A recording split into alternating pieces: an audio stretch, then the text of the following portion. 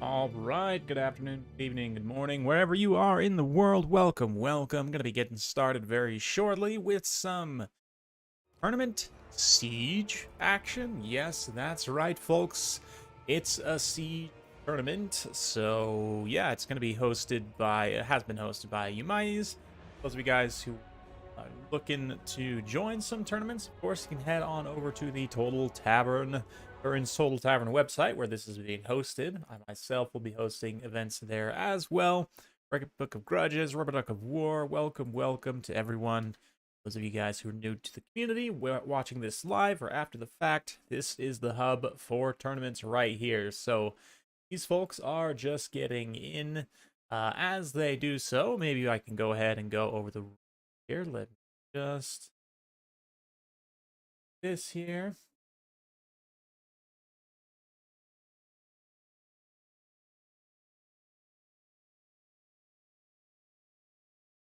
Okay, so this show you guys the rules real quick while they're getting their picks and armies and everything locked in.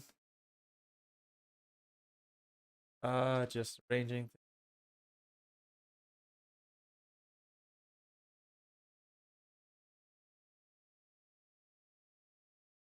So basically the rules here.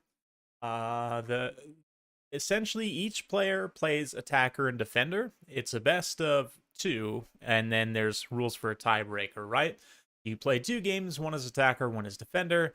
The attacker won both times. Whichever player won with the higher percentage of their models left wins. If one defender won, and the other defender won by destroying, the other defender won by outlasting. You can either destroy the enemy army or outlast as a defender for 20 minutes. The player who destroyed the enemy army wins. Both defenders won in the same way. The player that won with the higher percentage of their models, again, wins. So there's some custom funds. Gives a little bit higher for the defender, or for the attacker, a little bit lower for the defender. Settlement level 1, unit caps, large armies. Then you have some rules for deployment. The attacker has to set up first, and then the defender can set up theirs. Yeah, and that's basically it. I just need to check the map here. I believe we're on Weijin.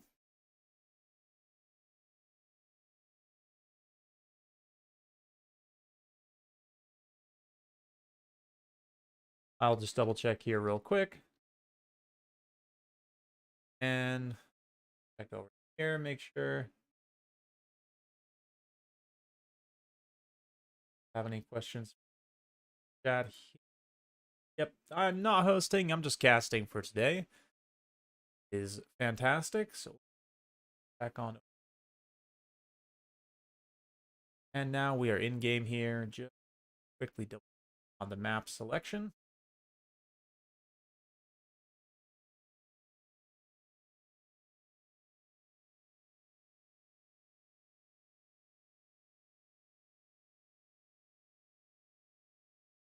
Red Fortress. Okay. One of the Chaos Fortress maps. Loads the preview there. Like we're going to have Cathay versus Tzeentch. Very interesting. Looking forward to that. Don't really know a lot about the Siege meta, to be honest. Yeah, I haven't really played that much multiplayer Siege. I've played a handful of battles, and they were all involving Demons of Chaos. Well, for the most part, involving Demons of Chaos, which makes it a little bit tough to judge. Although Demons, I think, are actually kind of balanced, to be honest. Been running some test games recently with some people, and I don't know. I feel like Demons of Chaos, if you prepare for them in a specific way, I think that you can definitely beat them. Like, I don't think they're crazy OP. We'll see. Tzeentch, yes. Tzeentch versus Grand Cathay, which is very appropriate. Tzeentch is attacking. It looks like Grand Cathay is going to be defending the Chaos Fortress. Seems a little strange, but there you go. Maybe they've temporarily seized it, and they're trying to defend it from the counterattack. We'll go with that. Cool.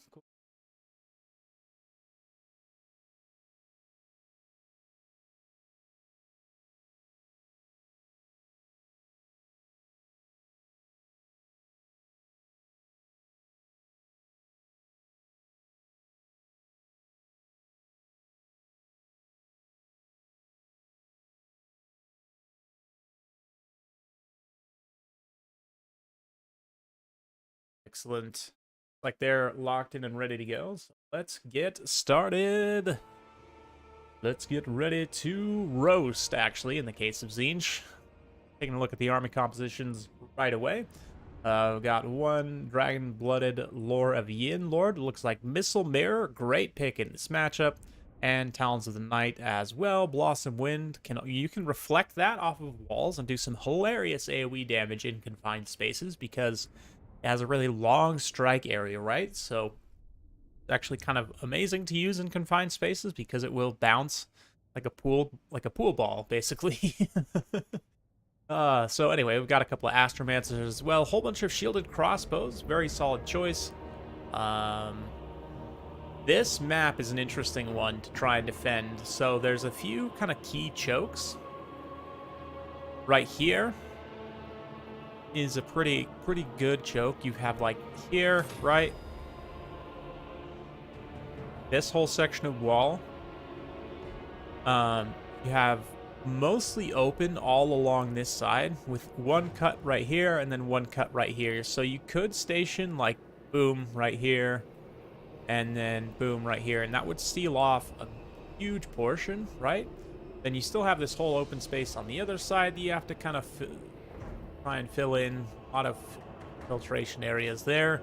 Meanwhile, over on this other side, and same thing, a lot of like cut up sections. This section looks pretty appealing to attack, given that it only has 2 towers. I mean, it does have a couple more towers on the low ground that can shoot up there, but you have to kind of come up through these hot gates right here. You have a pretty long, isolated, narrow section. So when I've played this map in campaign myself, you know, against the AI, I tend to attack usually mostly along this broad wall here, where you have lots of space to kind of fan out, because yeah, on these other wall sections over on this side, you can see it's a little more confined. You have to get through these pretty small chokes right here in order to get out away from the wall. So we'll see what they decide to do. Look at the rest of the Kethayan army composition. Jade Warriors. And we've also got just 1 Terracotta Sentinel. Yep, and some Longmas as well. So pretty balanced force, honestly. Not a ton going on there. But got Exalted Lord of Change here. Forsaken. 3 Forsaken. 2 Spawn. Cultist. Looks like some Doom Knights. Some Blue Horrors. Chaos Furies.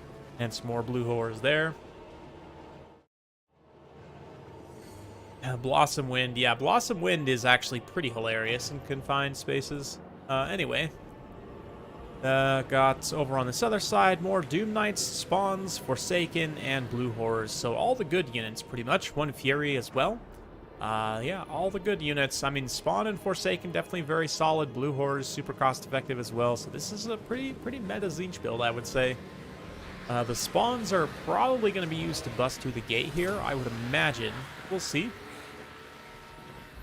If they kind of counter-deploying here. Got this Cultist mix in.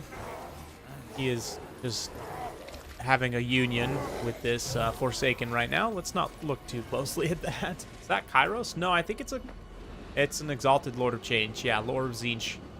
Exalted Lord of Change. The thing about the Exalted Lord of Change is the better sustained combat stats in a siege fight means that he can swoop down onto the walls and just like punt unit models off and do a ton of damage.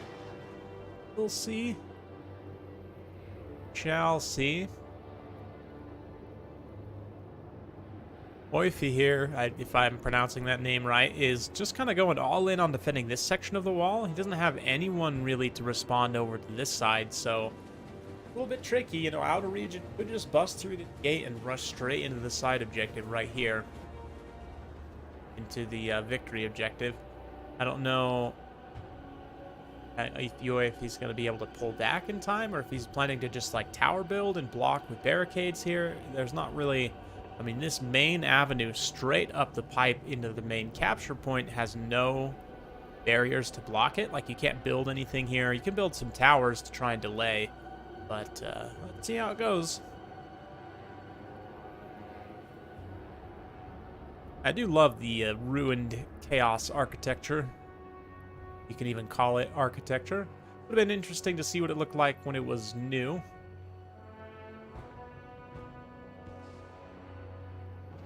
But anyway, waiting on these lads to get started here.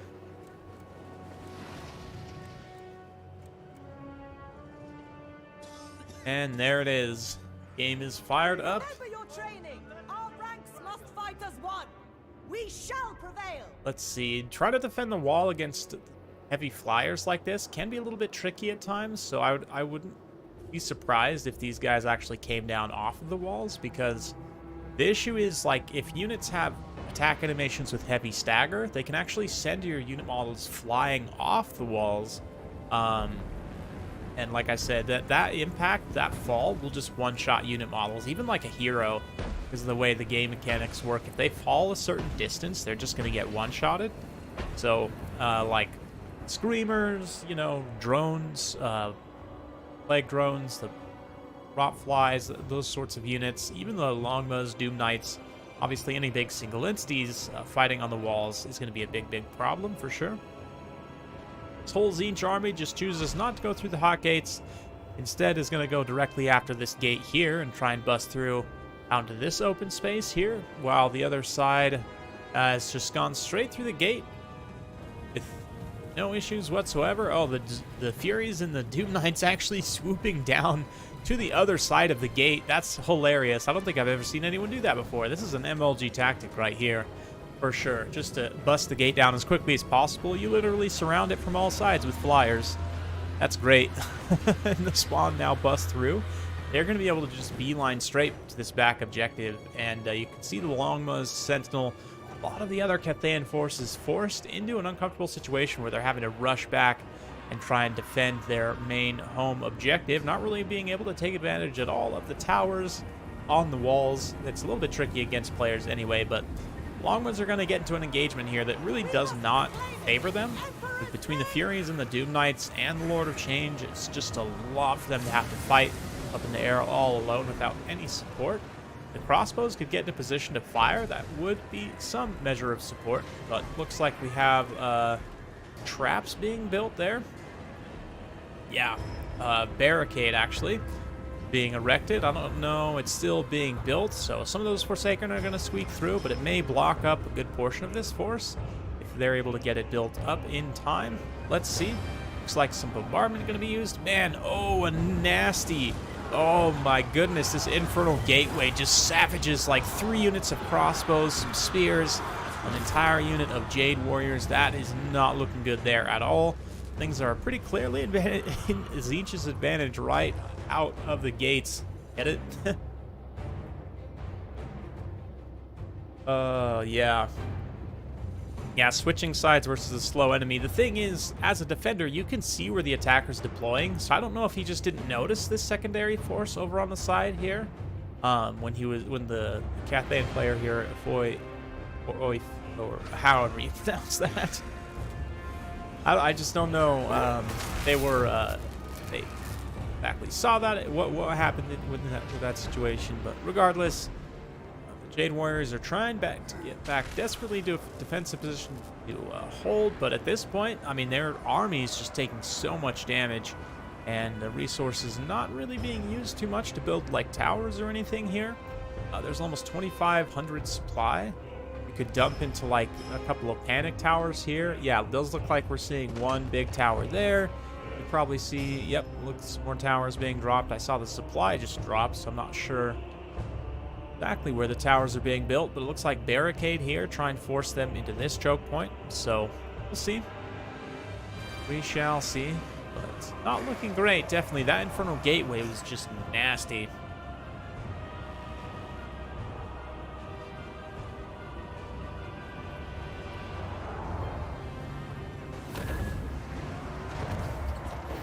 Yeah, they might be able to get there in time. I agree, Coops, but the problem is, are they going to be able to hold this objective? The Sentinel, I mean, there's just so many blue horrors here that they could probably burst down the Sentinel, even if he can grind through a lot of this Tzeentch stuff in melee. Yeah, now the Dragon Blood of the Lord are getting isolated away from support. Just really tough time all around for Cathay here. They managed to interrupt some forces and try and drag them down. The spawn of Tzeentch Forsaken getting taken out there. They've managed to capture this E-building. It's going to give the leadership and melee defense a debuff. Well, currently the Cathayan units are getting a buff from that, right? At least if I can read it correctly. Inside for hit points greater than 25%. Yeah, so that's going to go away. And even still, the capture weight, too, on this objective, even though the Sentinel was able to get here in time, I mean, the spawns and all these other units can just pile onto the objective and capture it, and that will easily start to tick victory tickets. The victory tickets already very slowly building in favor of Outer Region, even just with this building secured. So, not looking great.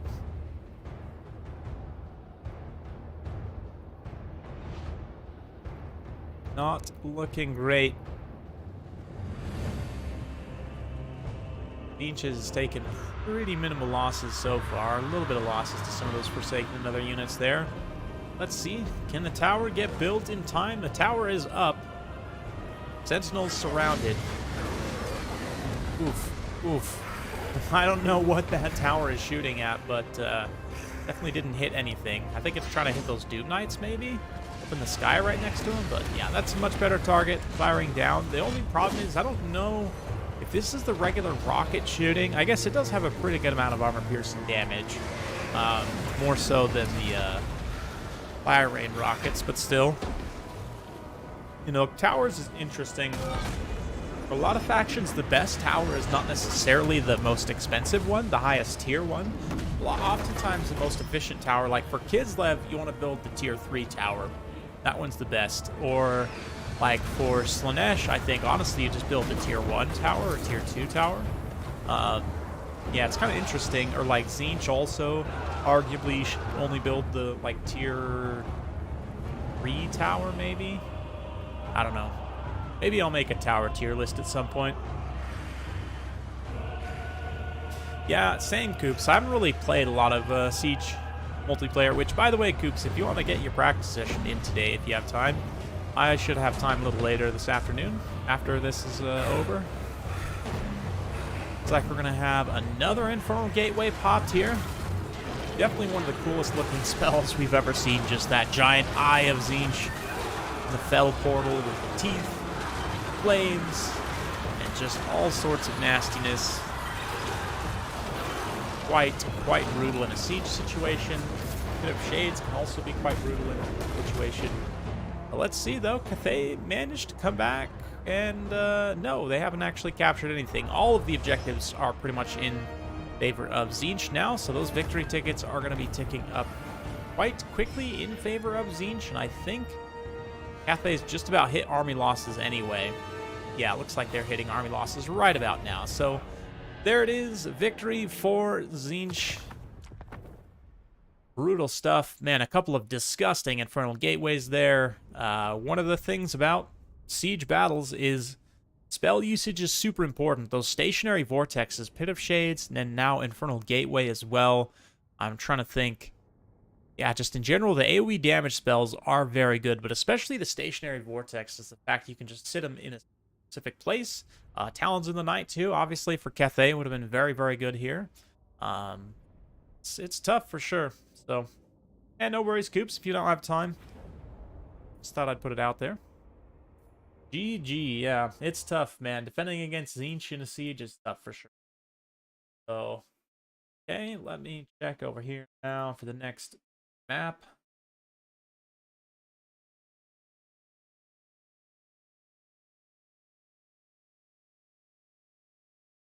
Let's go. I guess Dragon Fang Mount would be the next one then, if I can read this list correctly. Ooh, a Lizardman. Lizardman siege map, huh? I actually haven't seen this one yet. Interesting.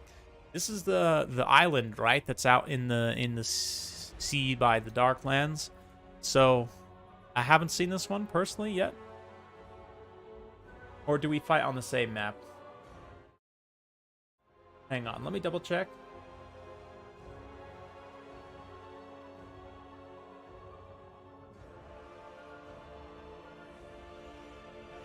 Doesn't actually say. Let me clarify.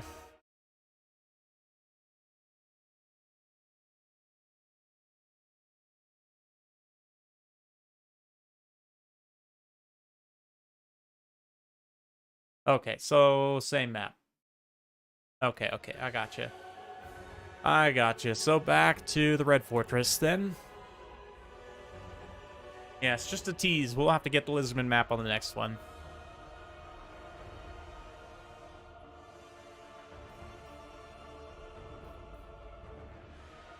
Okay, and then I guess I just need to swap these guys, right? So now Oifi's attacking. Awesome. Players are swapped.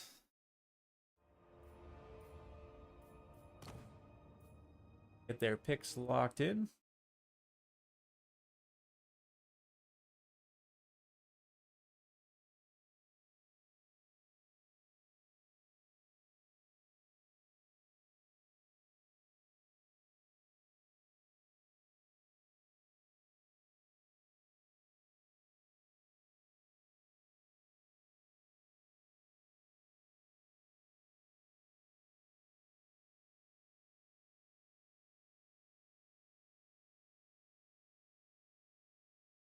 Okay. We're all good. Sorry, just making sure we're all clear on the rules and everything. I haven't run one of these before, so. Yeah, we didn't see Blossom Wind get used there. The thing is, Coops, the thing about Blossom Wind, it has a hugely long strike area, right? So it's a little bit weird in actual usage. It's not super useful in a lot of situations in multiplayer, just because you tend not to have those really long, clean battle lines. Even in campaign, to be honest, a lot of the time you don't have like long, clean battle lines, right? So I'm totally just showing off his army here. Yeah, I found Blossom Wind, if you use it in confined spaces where you can bounce it off a wall multiple times, like, you know, you can actually hit the same unit like 3 or 4 plus times with it. That's really when it comes into its own, is in those confined spaces, because it just keeps going. I've only been able to do it once or twice, and it wasn't in replays that I could really show on my channel, but it is something that I want to mess around with more. Excuse me, more, especially on certain domination maps, and in sieges, obviously too. There's a lot of confined spaces, so definitely something I wanna look into more for sure.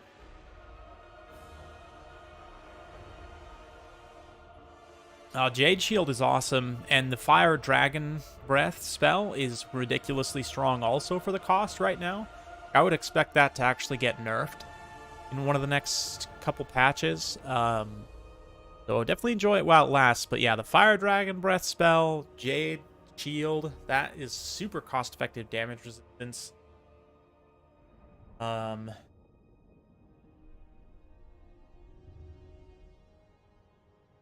Yeah. Yeah, the other thing too about Blossom Wind is that's the one that confers blinded, or am I thinking of the other one?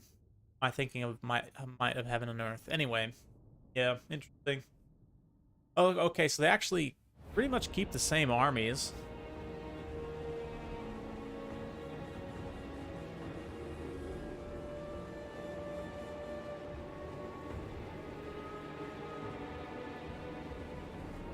Okay. Let's see what they can do now. So Cathay on the offensive against Tzeentch. This could be interesting.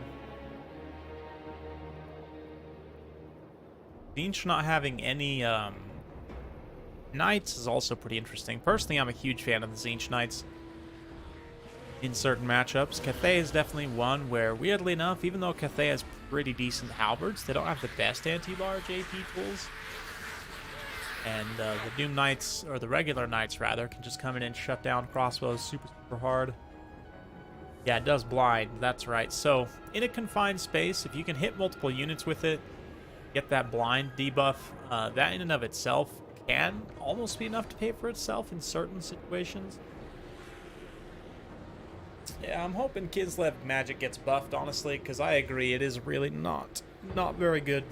A lot of the spells are, for the cost, are not as good as other spells, similar spells in other lores for similar costs, so. Yeah, plus 50 cost would be fine for the Tzeentch Knights, I think. Ooh, look at this cannon deployment. This is like some OG mortar cannon deployment right here. They will have to wade through our missiles.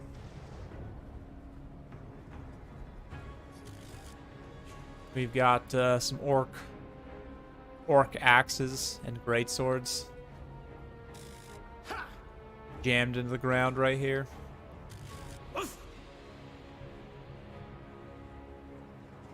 Gotta love the double alchemist also. Got the crossbowman, celestial dragon crossbowman, looking very, very cool.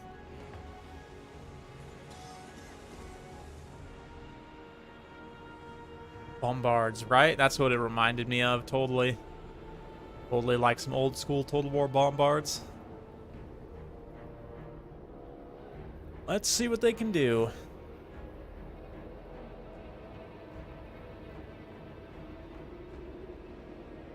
Yeah, interesting to note here that Eumaies is basically just deploying all to push one area.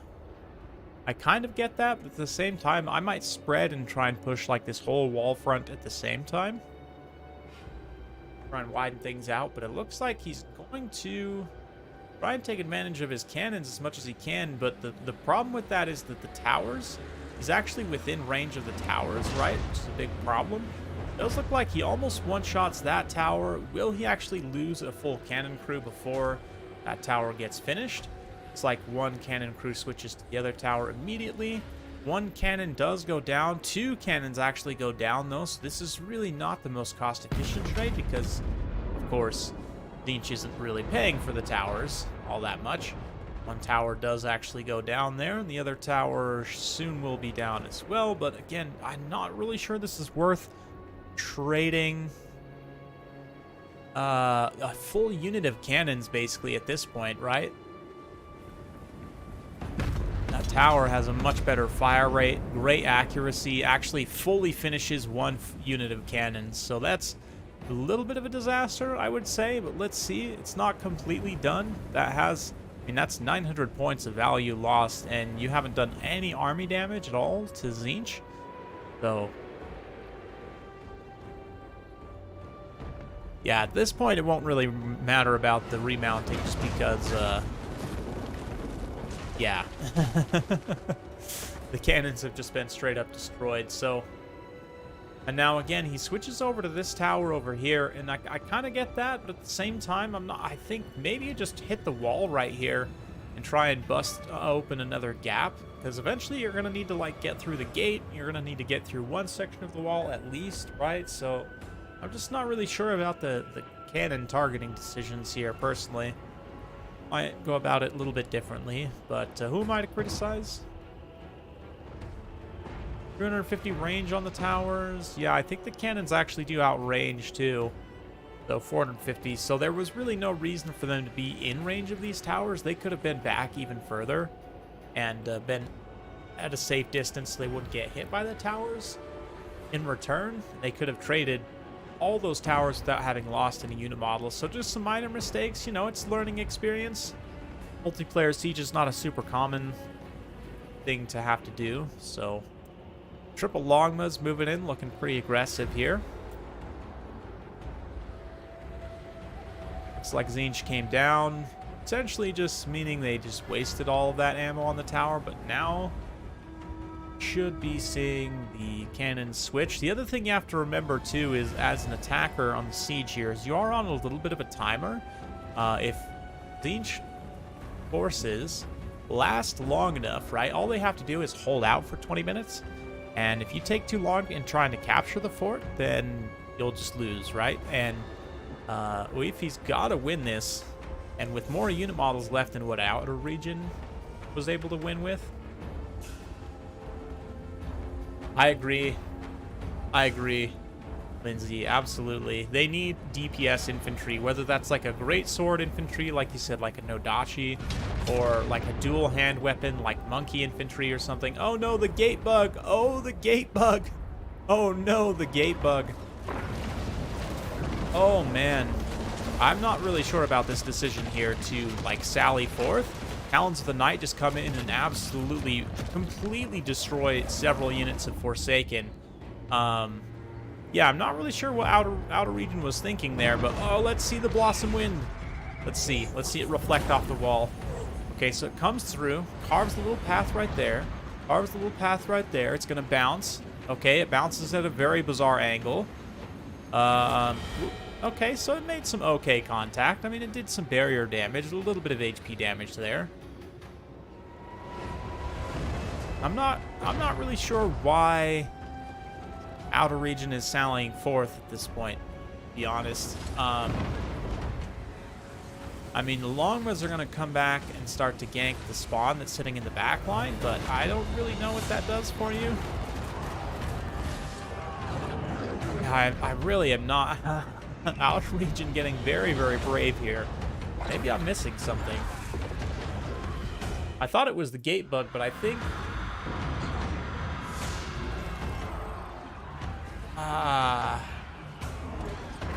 Yeah, I don't know. I'm not really sure about the decision to sally out here. We'll see.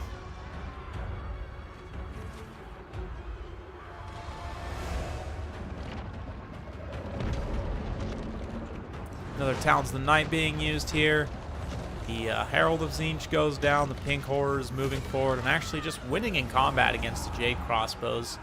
Guess that's why he sallied forth, is just to win the fight. Ooh, another Blossom Wind. Let's see if it's actually able to do anything. K comes in. It's going to reflect. Boom. Nice bounce. Ooh, that was a quality bounce right there. That was a really, really nice bounce. Still doesn't do all that much damage. I guess probably because the pink horrors are and blue horrors are in such a loose formation, and plus the barrier. But it did a little bit of pure HP damage there, and that blinded effect lasts a few seconds. Not that it matters, but... Oh, he's got the summon on those crossbows. I see. I see what he's doing then. Okay, that makes sense. It's like the horrors are going to come back up onto the walls to try and fire down into Cathay. The Longmas, yeah, the Longmas should come back and just charge out what's left of these blue horrors on the ground right here. They could just crump all these guys pretty quick. Then Cathay can move up and actually probably get in and win this. Question is, can they win with enough models left? Outer Region's doing a good job keeping his supply not locked. He's got the tier 2 towers built in several locations. It looks like there's another tier 2 tower popping up over there. Definitely the right call for Tzeentch. Another Blossom Wind is going to come through and put away the barrier once more and provide that blinded debuff, which means all these guys are at basically 0 melee defense. Nice use of that in tandem with Longmas to charge down and do a huge amount of damage, start to crumble away these blue horrors. Nicely done so far. If they eventually does come in and execute winning strategy, but they have definitely taken already more losses than what Tzeentch took in their assault of the fort. So where's Cathay's melee units? I don't think they brought very many. I don't know if they brought very many at all. I think it's pretty much all Jade Warriors and Peasant Archers. Celestial Dragon Crossbowmen, rather.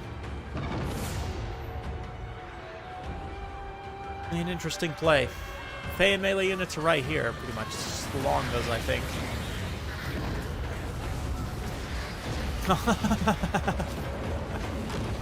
Oh, man. I didn't know you could actually use Talons of the Night on the walls. That's interesting. A little bit of damage there to those pink horrors and sending a few tumbling to their doom. Now the Longmas come in to crump.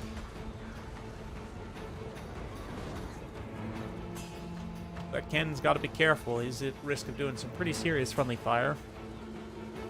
90%. Yeah, it is an interesting concept. Couple things over here.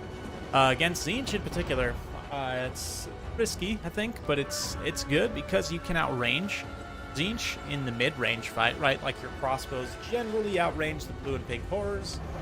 So there you go. Problem is, though, at this point, the Unbreakable spawn are still occupying this objective here, along with one unit of Forsaken. Same thing over here. He is smartly occupying both of the points, which will give him victory tickets. So, still not sure Cathay can actually get through in time. I think it may have taken a little bit too long to bust through this gate area. And would you look at that? Some of these blue horrors actually didn't die, like when their corpses, or they died obviously, but they didn't dissipate. I wonder why. I wonder why. Maybe these are the ones that got yeeted off the wall? I don't know, actually. Got a couple of dead Longmas on the wall, because like the ones that died on the wall pretty clearly all just dissipated, right? But I don't know. Does the Astromancer have Cloak of Eumaies? I don't think so. No, I think they just have Uranus Thunderbolt. Or no, they did have something there. Yes, both of them do. Interesting. So I think you can you still get infinite winds of magic with that and the armor? Doesn't look like the Dragon-Blooded Lord actually has the armor. Interesting.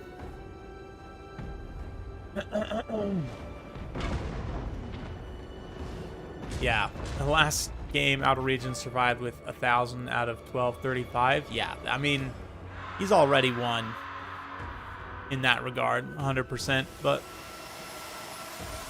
just playing for pride at this point, I guess, just to see if Cathay can actually win. Blue magic tower. Bombarding them as they attack this tower here. And taking time to take the towers down seems like a good idea, but in practice I found you actually take so much damage while taking the towers down that it's better to just assault enemy units and try and win as quickly as possible in that way. Like, I don't know, I just, for me personally, the towers are important for sure, but they're not that important to destroy.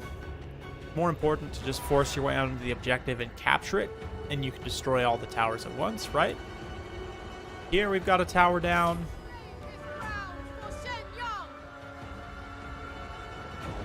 Got this tower up here. Full Blossom Wind. Doesn't really do a whole lot.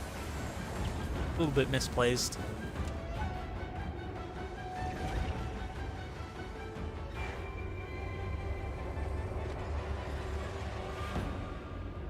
Okay, they finally did get through that gate. Cannon still got a little bit of ammunition left, but now they have to push the cannon up into the main sort of fort here. Oh yeah, I feel like I need to get up and do some yoga. I'm actually gonna go grab a drink of water after this game. Oh, a little bit of a lazy Sunday. I say lazy. Been a heck of a week, to be honest. I haven't really put out much content because I've been dealing with some stuff in my personal life. And, I mean, 1.1 is great. I'm having quite a bit of fun playing modded campaigns on my own time when I have the time to do so. But I haven't really been doing a ton on the multiplayer front in this patch. Behind the scenes, I'm working, trying to help CA, you know, in any way that I can improve the game for future patches, but still need some patches. So, yep. Hopefully we'll hear more soon. I know a lot of people are anxious to hear about the roadmap, DLCs, and all that. I'm also anxious to hear about it, but I know it's definitely a situation where patience would benefit everyone, I think. So, yeah, like I said, I'm enjoying campaign, modded campaign, enjoying some other games too as well, a little bit here and there. Enjoying playing multiplayer also, a bit.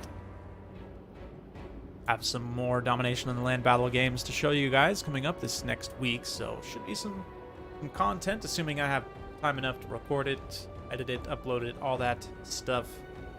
Anyway, I think this is pretty much done. I mean, we still have another 7.5 minutes to try and fight this out here, but I'm not positive. Cathay's going to give it their best. Try and win. Nice cycle charge from these longless here. Pretty much finished off the Forsaken. With some solid damage to the spawn as well. The armor sundering of the spawn will definitely help them punch back a little bit. But the longless are quite potent on a big surround charge like this especially. There are definitely no pushovers.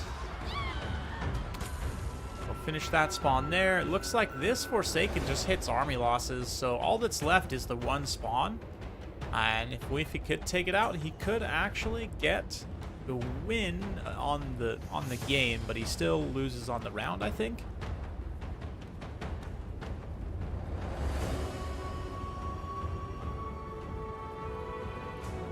So the issue with Arcane Surge is you could use it stacked with other abilities to generate infinite winds of magic, right? That was the main issue. So, like, in and of itself, if you used it alone, it wouldn't do that much. But if you had, like, let's say you have Kairos, right? You have the Lore of Death passive, which gives you additional Winds of Magic Reserve. Use the Arcane Surge. He's got Greater Arcane Conduit as well to get extra recharge rate. Like, you can stack those three things. You can stack, I don't think Glean Magic would actually help you that much there, but technically you could stack it with Glean Magic. Yeah, like, there was a few different things you could stack on top of Arcane Surge, and that's what made it very strong.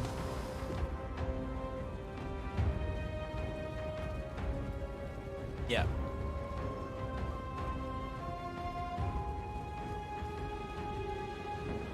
And it looks like that's going to be game. It was a good attempt by Eumaies. Just took a little long there. Again, maybe hanging back with the cannons to not take quite so many losses on that initial approach, and he probably actually could have done it. I like this all crossbow build, though, to be honest.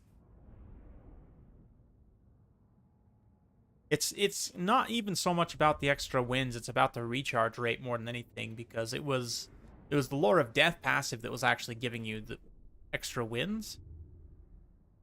Or, like, there were some other items, too. I think there was an item for the Herald where you could maybe do it also. Anyway, interesting stuff.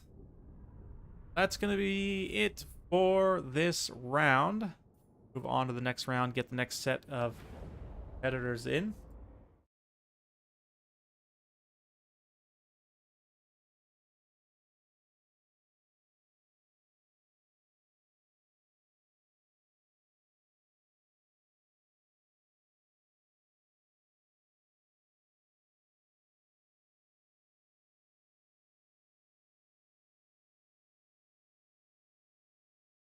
It's all good, Weefy. Wife, I don't know. Oif. I apologize for mispronouncing your name. Yeah. Is what it is. Thank you so much for participating.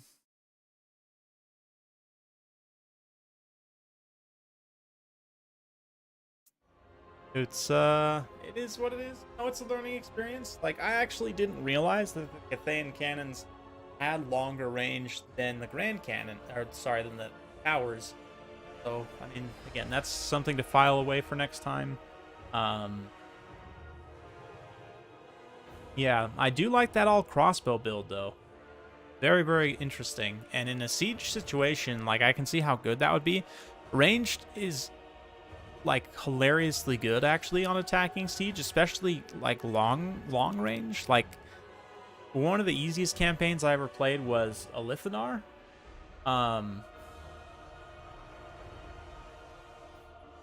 Yeah, just because you can spam the Shadow Walkers, right? And they have such high range and accuracy, you can use them to pretty much kill any units, like, in a siege from a great distance, right? Even, like, standing outside of the walls, firing into the town.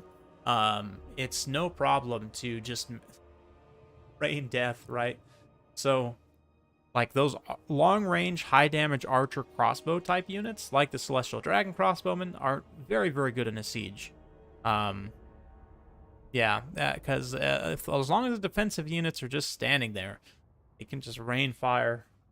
And especially against somebody like Tzeentch, where, again, I think pinks even only have 140 range. I'd have to check, but I'm like 99% sure that Celestial Dragon crossbowmen have longer range.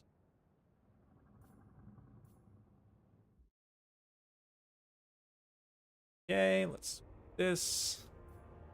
Eumaies is the actual host of the tournament today, and it looks like he's also made it to the quarterfinals. So, as these guys get their picks and such locked in, I'm going to go grab a drink of water, and I'll be right back.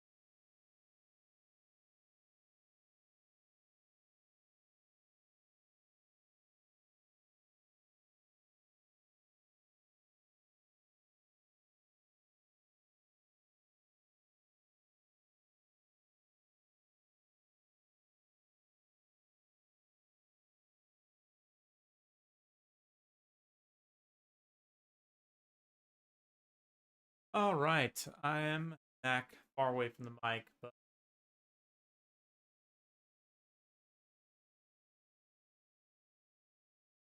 yeah, that's what I thought. I was gonna say I thought Celestial Dragon Guard are 100. I or 100%. Yeah, pinks are 130. Right. Yeah, Vanguard units are less dangerous to range. It's true. Even like from both the attackers and defenders' perspective, because the attackers have to sally out through the gates, which like puts them in a really nasty choke point. You to be able to defend. Unless they have some flyers, like I guess they can sally out with some flyers and fly over the walls, and in that way get it and threaten your ranged units, like with like Furies or whatever. Um, but in general, yeah, both for the defender and the attacker, it's a little bit easier to protect ranged units maps. Yeah, that Blossom Wind was used to good effect there. I think that was a decent use case for it, honestly. We saw the damage from it be useful. We saw the blinded effect be useful. Saw it get reflected off of walls, which makes me happy.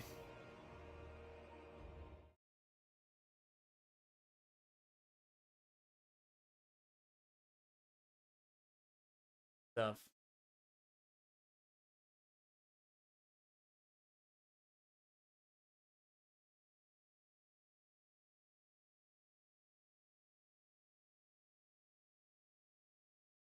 Oh, they're waiting on me. Whoops. Okay. I have to ready up as the...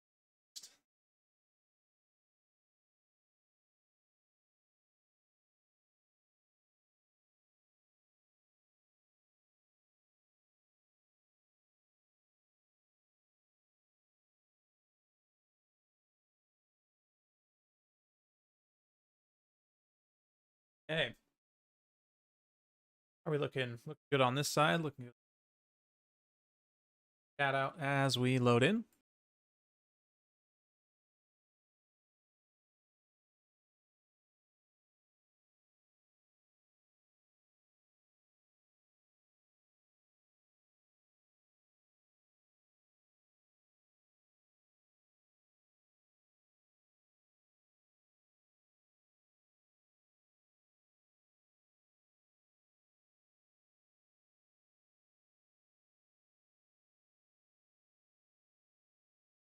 Okay. And I am back. Everything's fine. Audio settings are not screwed up. I keep whacking my mic stand on accident. So anyway, such is life. Here we go. Got Raced versus Eumaies, and we're still on the Red Fortress. Time we got Kislev defending against Grand Cathay, the Celestial Dragon banner. Flying high with the dragon-blooded Shugengun Lord. Once again, Lore of Yin. Actually, not Lore of Yin. Ancestral Warriors and Talons of the Night. Looking pretty good. Jade Crossbows, 2 cannons, Astromancer, some Jade Crossbow. Yep, no shields on them more. Sentinel, some Celestial Dragon Guard Halberds. 2 of them. 4 swords and Jade Swords. And some Jade Lancers, along with some Longbow, Peasant Spears, more Jade Lancers. Maze is taking his time to deploy all over the battlefield. In the meanwhile, let's take a look at Kislev's force. They've got Tsarina Katarine leading the way with the Patriarch. Heavy war sleds. 4 Zargard. Wow, 4 Zargard. Very interesting. Streltsy, Armored Kossars, and Kossars. The Zargard are going to be pretty good at holding against Cathay. They don't have a ton that can deal great damage to them. The Terracotta Sentinel obviously will be able to. Dragon-Blooded Lord with magic will be able to. But besides that, like even the Celestial Dragon Guard just don't really have enough attack. And there's not really a lot of attack buffs here for them. A high melee defense of the Zargard, they'll just struggle to make contact with. So let's see how it goes. Way Watchers have 190. That's, yeah, true proper bows. Speaking of Way Watchers, in my Slaanesh campaign, in my session I was playing late last night, I actually did manage to force vassalize the Wood Elves. Now I have Yeah, I have Way Watchers in my Slaanesh armies, which is just amazing. And it seems so appropriate, too. Like, the Way Watchers are fairly scantily clad, actually, if you look at them. Like, they are not wearing a whole lot of clothing. And when they get the pink color scheme of Slaanesh, they look so appropriate for that faction. Like, they're all pink and like, skimpy, and it just works. Like, it seems very appropriate for that faction.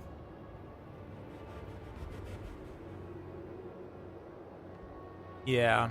Yeah, I'm using the mod, too, where you can vassalize playable factions. So, I have vassalized Katarine. She, like, won the race against the Patriarchy.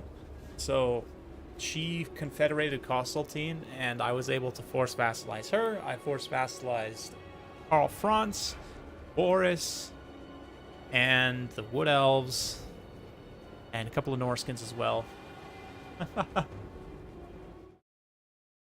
Oh, I know, right? Look at that balance of power.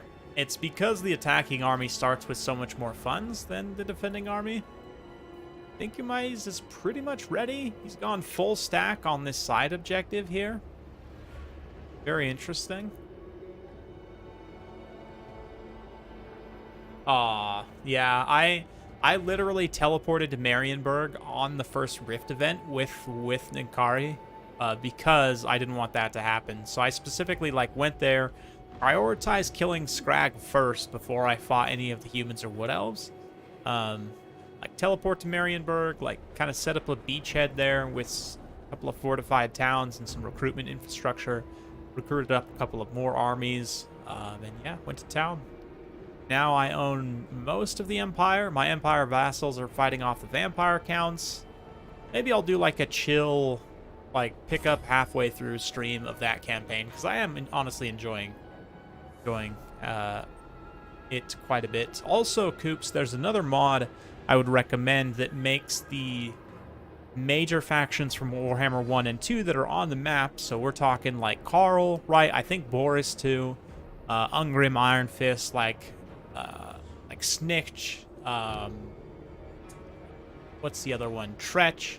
Like the legendary lords from Game 1 and Game 2 that are on the map in Warhammer 3, there's a mod that gives them the same buffs as other major factions to auto-resolve, so they will actually turn into, like, major threats. Like on mine, Ungrim Iron Fist conquered the entire mountain range and is now pushing north and mauling Kugath, so, like, like, Manfred is a major threat. I can tell that there's a huge area of Skaven ruins in Cathay still, where Tzeentch is.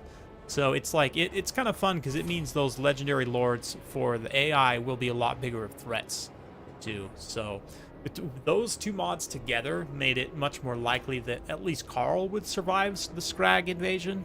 And, yeah, Karl and Boris. In the end, in my playthrough, Karl and Boris both ended up surviving, and I was able to get both on Confederation. So, like, in one of my stacks, I have, like, 2 Hellstorms, Way Watcher, 2 Mammoths. I have... What do I have from Kislev? I have an Elemental Bear from Kislev. It's just, like, I have a couple Great Swords from Midland. It's all sorts of stuff. Super fun. I love the allied mechanic. I have another mod too that makes it so I can recruit up to 9 allied units in my army instead of just 4. They are pretty decent, Coops. The Slaanesh chariots, you know, I was a little bit underwhelmed by that multiplayer game, but in campaign I've been doing just fine with them.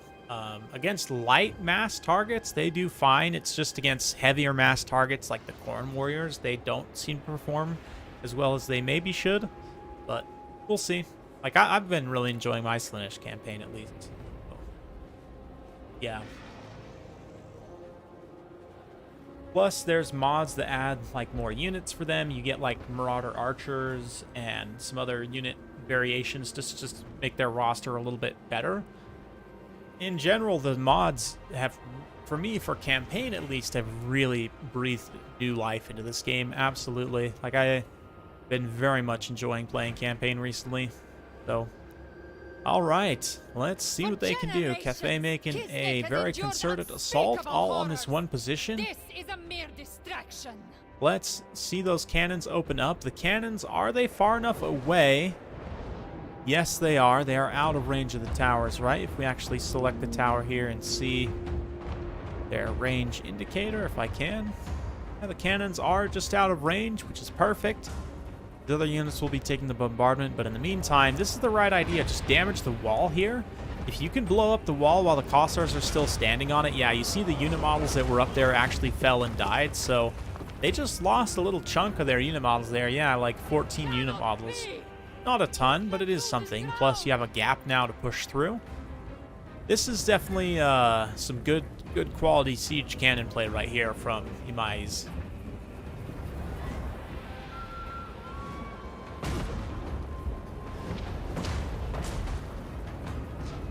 Yeah, Kislev's sleds are still better. The Kislev sleds are insanely strong. I would expect them to get some more nerfs. But, yeah. They already got a balance pass. I would expect them to get another nerf.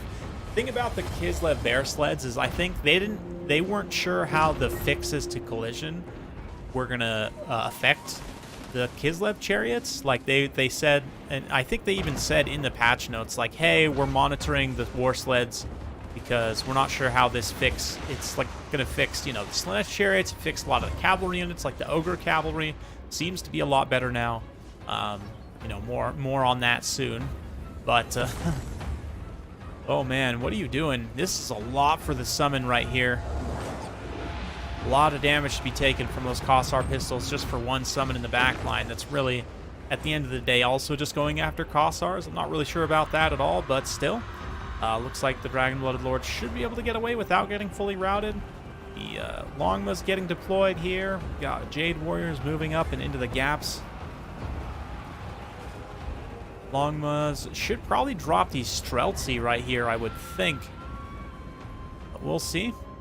Right now, we've got some other forces attacking onto their fronts. Cousin Longspears have taken some serious damage from the towers. We've got Jade Lancers also busting through this gate over here. Some flanking forces trying to get through. But I'm not sure. The Longmas, again, flew over here, ended up taking a bunch of damage, but now sweeping down. No, still not issuing an attack order.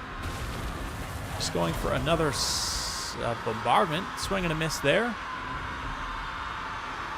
Here come the Longmas, though, finally getting into contact against some armored Kossars here. The Streltsy are definitely a great target for them to go after. Trying to protect the Sentinel from the armor-piercing missile fire. Both Katarine and the Patriarch are moving in. Nope, just Katarine on the Sentinel. Patriarch goes to chase away the Longmas, while we get a big Heart of Winter in this gap right here. Gap in the walls as the units try and move up and through. They're going to be taking a whole bunch of damage. These units, are they actually getting hit by it, though? It doesn't look like it, so that's fine. Maybe should have hung on to that Heart of Winter, but it does kind of zone them out from moving through the walls, at least temporarily. Allows Kislev to get sort of local superiority, try and take out some of these units. Nice get 2v1 here with the Streltsian support. They have extra melee attack from the buff there, so they actually are getting probably some pretty good hits. Up to 73 melee attack on those Streltsy, man. Angry Streltsy. Their gun axe is out, taking the chops at the ankle of the Sentinel here. Probably getting a little bit of damage in. Also, Katarine and the Patriarch. Yeah, man, that Terracotta Sentinel getting bursted down very, very quickly. Good stuff there. Kislev doing a decent job of holding. They're starting to run out of steam a little bit, though. Nice Talons of the Night cast in the back line there, doing some really good damage to the Tsar Guard. Arthur Tsar Guard want to probably hang in these back objectives a little bit as the Jade Lancer flank is breaking through. They've just broken the gate here. They're trying to break the gate here, and actually Peasant Longspear is just straight up using the butt ladders to climb the walls, which is great. Looks like the Tsar Guard trying to reorganize a little bit here, while the cannons just continue to blast more holes in the walls. Looks like the Longmas were pushed back, and the sleds now coming through. I think it's limit 1 sled, and these are only, they're the heavy sleds actually, so they do have the extra armor here. to be very, very useful. Nice attack from the Sentinel. Gets a big hit on one of them. Also got some Jade Lancers pushing through, trying to engage them in melee, but just that armor-piercing shooting, armor-piercing melee attacks, collision damage, everything. You see how much mass they have, too? How they can just, like, push through heavy cavalry? It's pretty ridiculous, honestly. That is one thing hopefully they nerf on the sleds. In my opinion, that's the biggest thing is weapon strength and mass. Like, minus, like, 20 or so weapon strength total, and maybe, like, minus 100 mass or something. Anyway. Oh, is the Shooting Guard Lord, like, flying down into the lava right there?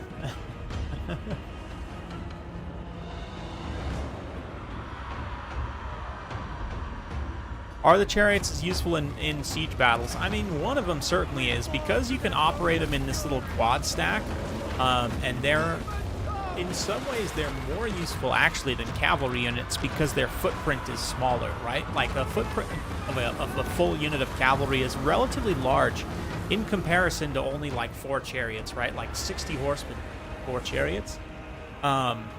It's in some ways they're more useful actually in siege battles in that way, but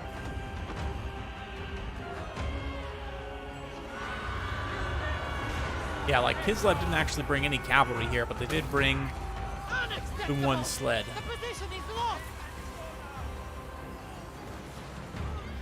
Another bombardment here from the Astromancer on the compass.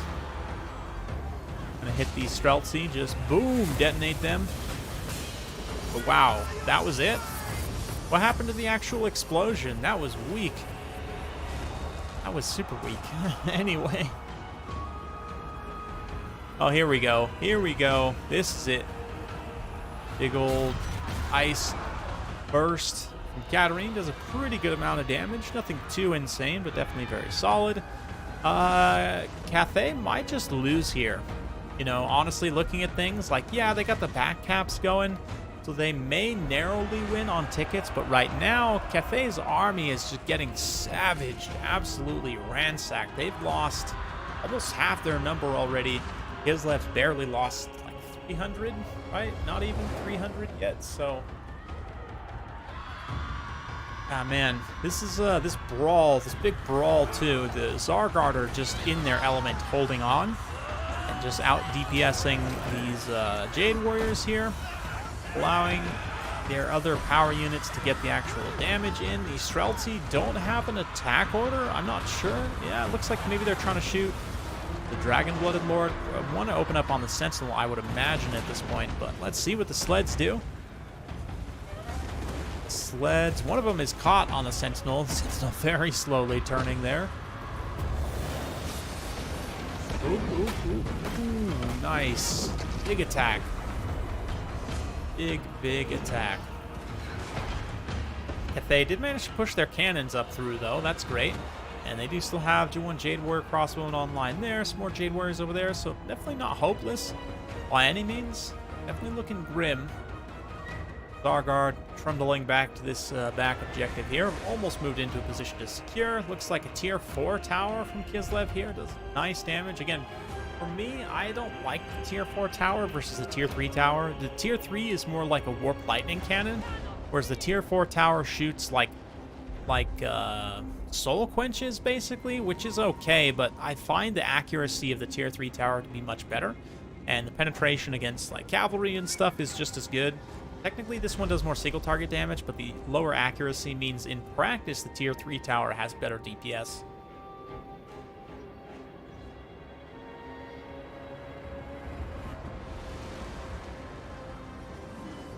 Yes, this game is beautiful. Big Heart of Winter being popped here. See the Zargard moving in. Looking great there. Oof, the point-blank cannon shots into the sleds. One sled model, it looks like, has gone down, and another one goes down there. Katarine getting some rear attacks. Katarine also fully healthy at this point. Yeah, it looks like Cathay actually hits army losses. Kislev's able to win on defense. So great job to both players. Super GG.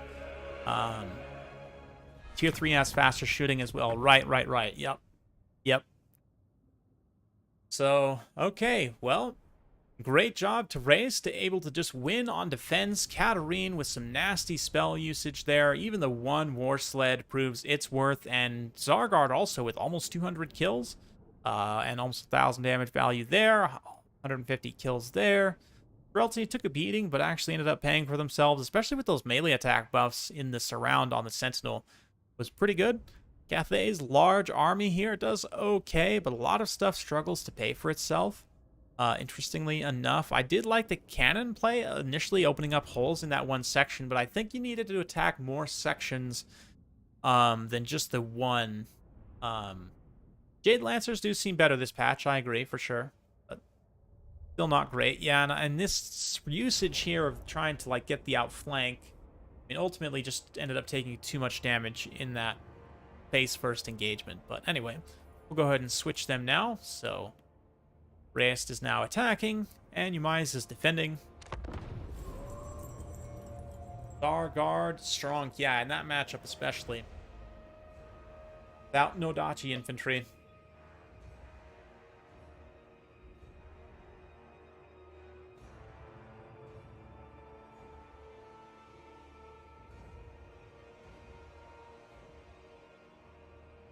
Oh, yes.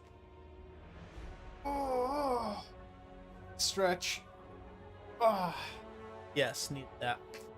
And I got a massage yesterday. My wonderful, wonderful girlfriend kind enough to get me a massage for Christmas, like a gift card for a massage place. And I went yesterday, and it was amazing. I haven't haven't had a massage like that in quite some time. So fantastic. Interesting, Coops. I'll have to check that out. Yeah, the Zargard Greatswords, I want to figure out more use cases for them, but I just don't know. I could see that, though, in trading against Khorne Infantry, how that anti-infantry bonus could help. Definitely. Yeah, Dragon Guards, it's true. Their DPS output, besides the low-ish attack, their attack interval is also not great. That's a good point. They just have kind of slow attacks in general. And their animations, too, are not the fastest in the world.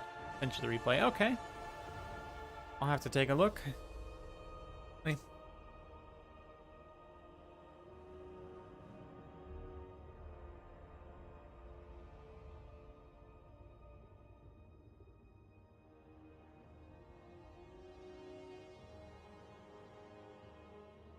Okay. Ready on my end. Dragon Guard with Might of Heaven and Earth. Yeah, you know, I haven't used that spell too much, but it seems like it would be good, because Cathay generally doesn't have that many attack buffs or defense debuffs even. I guess you do have Harmonic Convergence, which maybe I should start using more. The Astromancer. Harmonic Convergence is a fantastic spell, to be honest. And it is a way to get, like, especially on, like, a Celestial Dragon Guard, right? To get an attack buff on them specifically. Maybe. I'll have to think about that.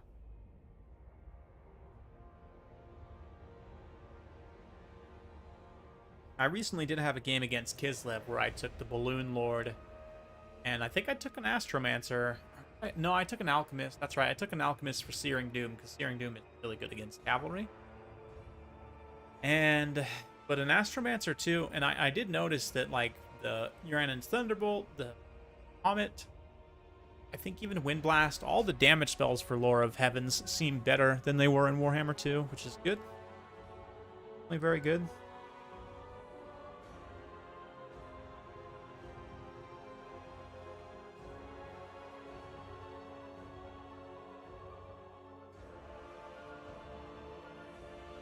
Right.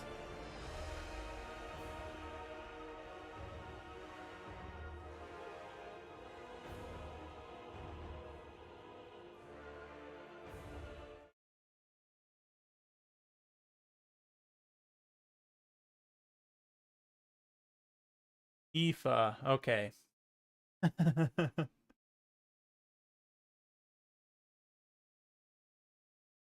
Aoife, okay. Not Weefy or Oif.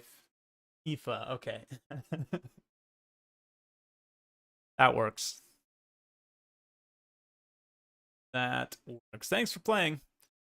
Fun. Let's see what they can do here. Oops. Should probably not be looking at the army composition right now. You know what, actually, just out of curiosity, I want to see what these guys are cooking. I've been on display capture the whole time. That's not good. Yeah, just pop this up so I can look real quick. Guys are plotting and planning here. Interesting. Okay. Wow. Okay. I mean,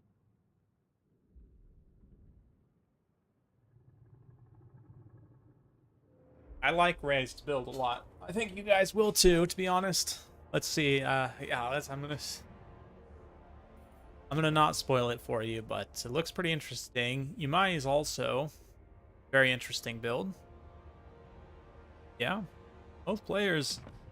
Curious to see how it works out for them.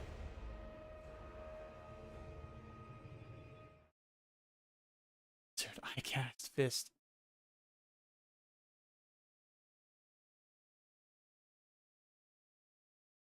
"40 melee attack with 3 wizards." Yeah, the Mastery of the Elemental Winds can charge up Might of Heaven and Earth pretty substantially.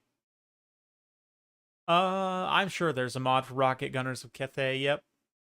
There's tons of random Cathay unit mods that add tons of random stuff. Oh, yes. The answer is, is there a unit for Cathay? The answer is probably yes.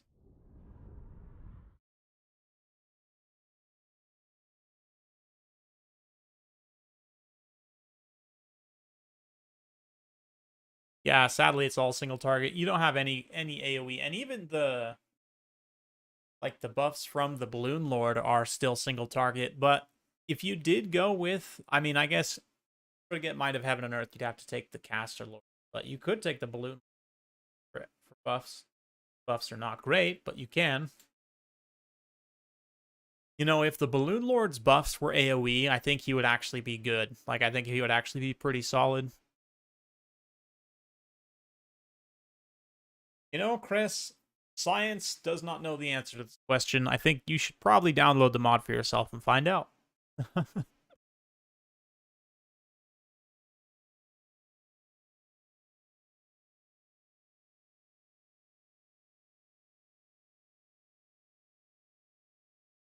There's only one way to find out.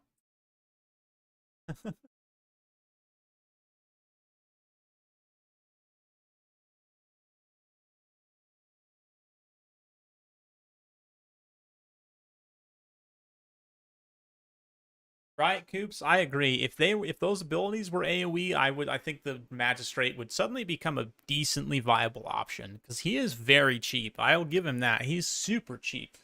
So if you could actually get utility out of him at a very cheap cost, he would be a pretty appealing option, honestly. Just right now, the Caster Lords for Cathay are so strong with Mastery of the Elemental Winds. Like, you're incentivized to take as many casters as you can, which means non-caster characters just don't really have a place right now. So,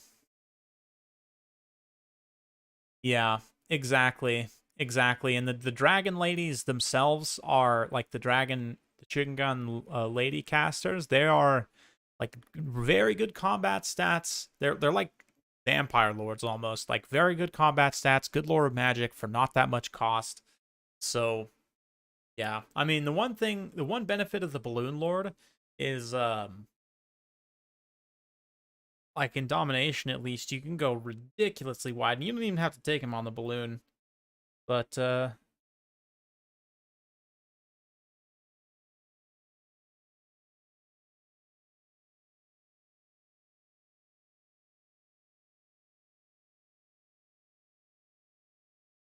all right, let's see what they got here.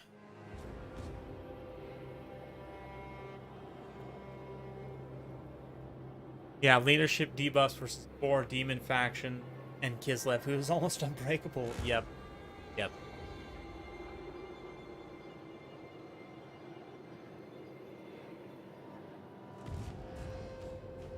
Let's see. So for Cathay, Build-wise, it's super wide again. We've got tons of Jade Warriors, Jade Crossbowmen here, some Peasant Archers mixed in, some Peasant Long Spears, one Celestial Dragon Guard Halberd, an Astromancer, some more Long Spears, lots of Jade Lancers.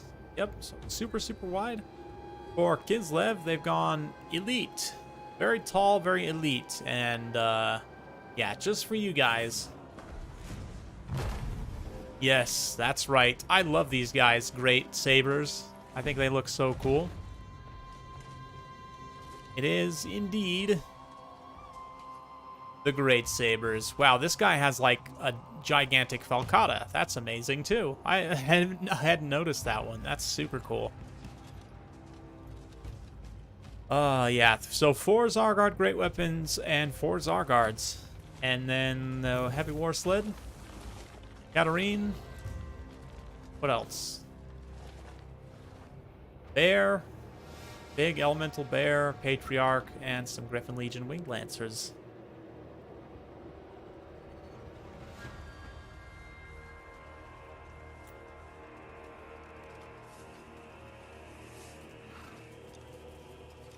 Yeah, no one brings Treason of Tzeentch. Leadership debuff spells in general, like, are not wildly useful right now, because like Koops mentioned, against demonic factions, against undead factions, they're not going to be wildly useful.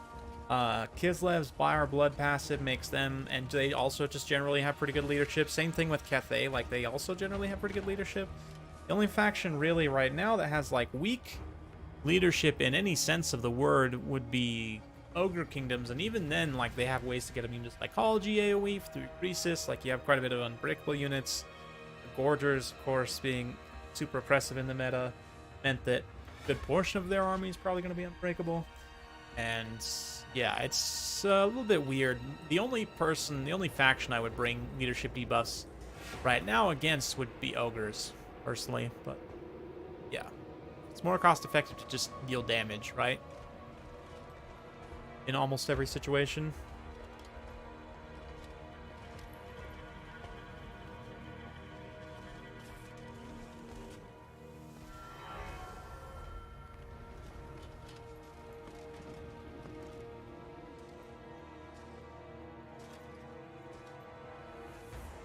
Let's see what they can do. Yeah, pretty much, Coops. Croesus is so bad. So slow. I wish he was better. I would love taking Croesus if he was good, but he's just not.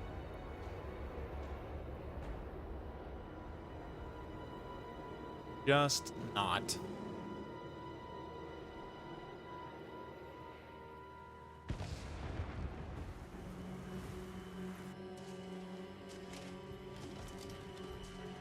Ah, man, I want one of those swords. Like this two-handed Kopesh, like, Falcata style blade right here. And the thing is, you could use this, like, I think they'll probably swing this with the main flat side, even though... Yeah, that is definitely a flat right there and not a blade. I don't know, maybe they swing it the other way, but that would mean the other guys swing with, like, the inside part of the blade. So, I think these guys are actually holding this backwards. Unless I just can't tell and there is a blade on that side, but it looks like that's supposed to be a flat right there. So, but maybe those swords are actually backwards. Maybe they're supposed to be facing the other way. I would give Croesus extra speed. I'd maybe make him hit a little bit harder so that when he does get in combat, he can just smash whatever.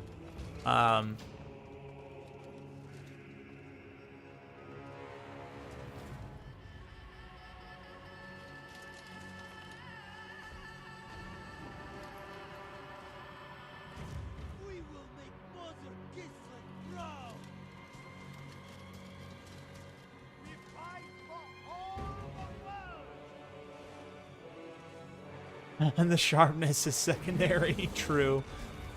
True. That is another good point out of region, is Croesus can't... He has a hard time pathing through your own troops because of the high mass. Like, he ends up oftentimes getting blocked, so... Like, having a big beater lord like that isn't that great when he ends up just getting blocked.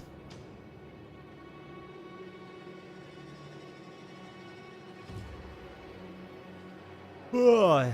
Yeah, if only you could bribe the enemies. Like, you guys remember, I think it was in Medieval 2, where your merchants could literally, like, bribe enemy armies. Or maybe it was your diplomats could bribe enemy armies and literally, like, just take a whole bunch of their units and either completely get rid of them or turn them over to your side, even. Like, man, could you imagine if you had an actual bribery mechanic? I mean, I guess it could sort of work like the seduction for Slaanesh, right? Where you, like, pre-battle can choose a couple of units to take away from your opponent's army. Like, I could see a modder maybe implementing something like that for Greasus, where, like, he buys off enemy units, right? But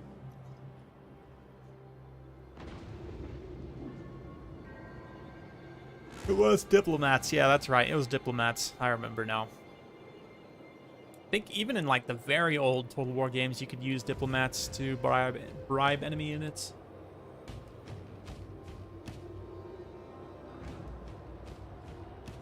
We're going to have a nice wide engagement. I'm not sure how much this favors Kislev, like, kind of isolating these Zargard everywhere.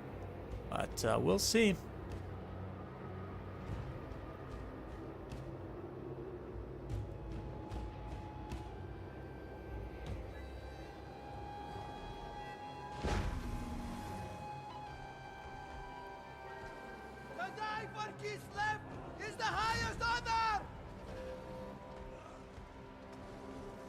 Let's see. Deployments do take some time. Understandable. All things considered.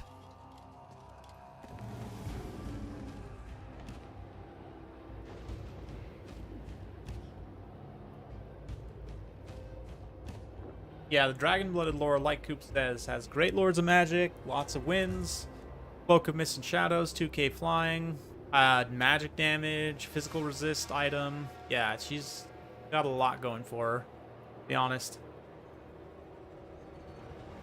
Jade Pendant is amazing, and you can still stack Jade Pendant with the Astromancer's items to get pretty much almost infinite wins of magic. Not quite, but pretty close.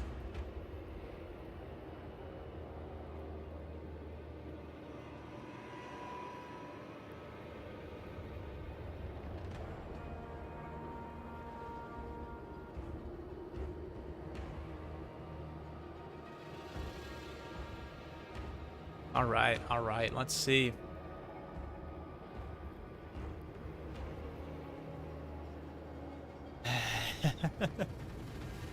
Yeah, I always thought it was a bit odd. Like, if you destroy the army, then the units that you seduce will, you know, just get destroyed also. But if for whatever reason the army survives, then yeah, the seduced units just go back like, oh, hey guys, sorry we just, you know, tried to murder you, but you'll take us back, right? Pretty much, yeah. Great Book of Grudges. It is exactly the same as Kemmler's item, yes. And look at the Vanguard. Look at this. The aggressive Peasant Horseman Vanguard immediately going to sally forth and just tie down these Zargards, allow them to get blasted by towers. I love this from Eumaies. And also, I did not realize that the Javelin Towers looks like they're subjected to missile block chance, considering some of the shots are landing in the shields of these guys. Maybe not, actually. But Peasant Horsemen now piling in there. Probably going to be able to take out that one Zargard, honestly. And the assault on this other gate is now underway. You can see the Elemental Bear getting some fun here. We're going to see some Ancestral Warriors also summoned immediately in the front line. I mean, the Zargard could just charge straight in there, but they don't want to get lit up by crossbows while they fight. They're now going to pull back. Peasant Horsemen getting quickly routed there, but in other pockets, they're actually doing pretty well. More Zargard pile in here. The Kislev Cavalry Winged Lancers, Griffin Legion also pressuring the Peasant Horsemen away. One Peasant Horseman turns to sacrifice. Let the other ones get loose. Maybe get back through this gate here before Kislev can respond. The Jade Lancers trying to get through that gate also. Let's see. These Zargard great weapons definitely taking a beating from the crossbows. That lack of missile block chance coming in to hurt them. Yeah, Meow doesn't get Blossom. It's true. It's true. Instead, she gets Lore of Life, which, I mean, how beneficial would it be to get a Lore of Life hero level caster? And I believe there is even a unique building for Lore of Life hero level casters. They're just not implemented yet. So I'd imagine one of the first few DLCs we'll see. You know, I don't know what they'll be. Jade Mancers, basically. Yeah. Lore of Life, I'm sure, will be a hero level lore at some point for Cathay. Would be nice too. It would make Zhao that much more viable. Kislev great swords. Once they get onto the wall, though, they're going to absolutely mop these Jade warriors, no question. Very one-sided engagement. The force is starting to swarm up and over the walls here. All they need to do is win, right? Remember that Reyes actually defeated Eumaies in defense, so all he has to do is break through and actually win here, and he can just take the entire series outright. So let's see. He loses, he just has to, you know, lose better than Eumaies did in the last round. Jade Sorcerer, yeah, I'm sure it'll be something like that. I was thinking Alchemist, Astromancer, Arborist, you know, just to keep with the A theme and something to do with plants and life. I don't know. They have the Alchemist, the Astromancer, and the Arborist. Yeah. Yeah, I don't know why either. Why Cathay's Lore's magic turned out so much better than Kislev's.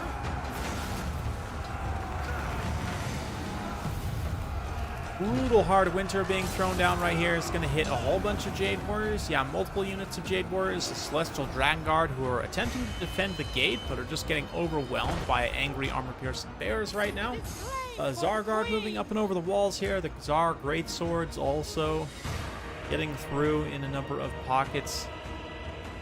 Gates have been busted down over here, but there's Peasant Long Spears waiting to intercept. The Zar Guard kind of flank here, although they did manage to get through. They're somewhat isolated, and they're just having a hard time really busting through convincingly. Crossbows have been able to deal yes them the entire time, so... yeah, let's see how things go.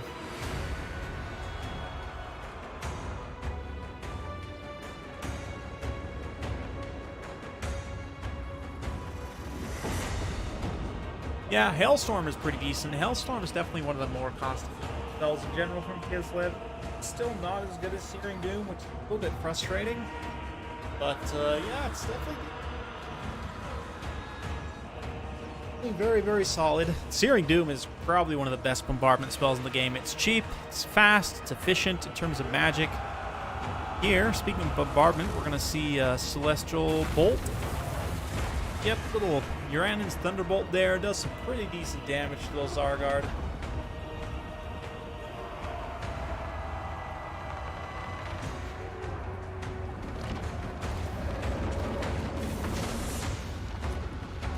Yeah, Hawks of Misha I haven't had the chance to use too much, but it seems like it might be decent against some of the demon factions. And, like, in terms of Katarine, I mean, obviously Heart of Winter people have started using more and more. I definitely am a fan of Heart of Winter. Crossblades also is super nice against any of the demon factions, right? Get that extra magic attack and damage and melee attack. Yeah, Kislev, it's not that their lores are useless by any means. They're okay, but they're not wildly useful. Looks like Cathay is starting to fall behind a little bit on the balance of power.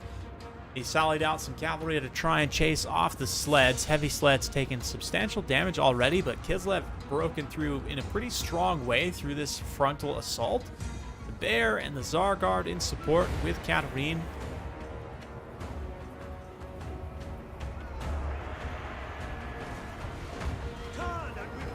Pretty good stuff. Yeah, I didn't really think about that since it doesn't affect friendlies, but it does affect enemies. The stagger, that's not something that I had really considered about Hawks of Misha. Interesting. That does make sense, though. I mean, if it doesn't do friendly fire, then...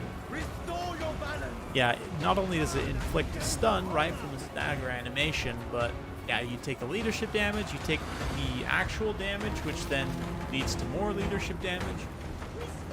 Kind of a vicious cycle, to be honest. Another Thunderbolt being dropped here, just blasting some of those Kislev troops. They will continue fighting. Big single entities having so much HP is quite good, and Kislev, or Cathay rather, has already used up a surprising amount of ammunition. Like, those crossbows are a little low on ammo, like alarmingly so, in order to try and take out the big elemental bear.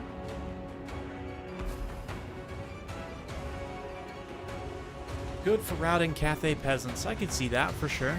Or maybe like some Nurglings, or, yeah, Blue Horrors or something.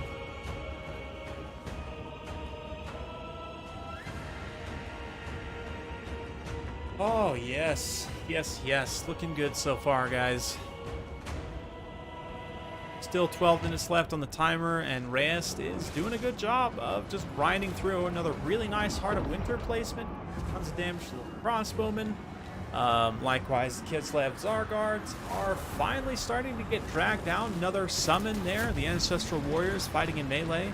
But the Elemental Bear still almost 10,000 HP left at this point. Absolutely insane. I haven't really watched either if it has been using its breath attacks or not, but assuming it does have some breath attacks left in the tank, it can be quite brutal using those to shoot like down a street, to hit a bunched up unit as they advance like in enclosed space.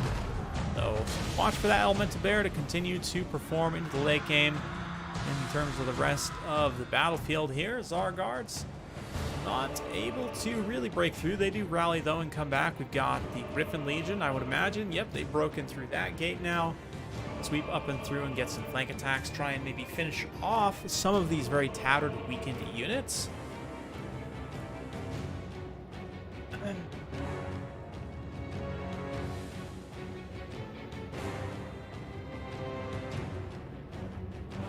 Yeah, Heart of Winter is very, very good. The fact that it doesn't deal friendly damage, like, it's like Final Transmutation or some other spells. Looks like the Astromancer just got shattered there.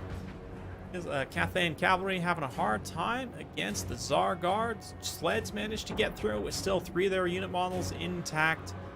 There's this little annoying barricade right here, so they can't just ride through and immediately get at those Jade. Oh, crossbowmen, but yeah.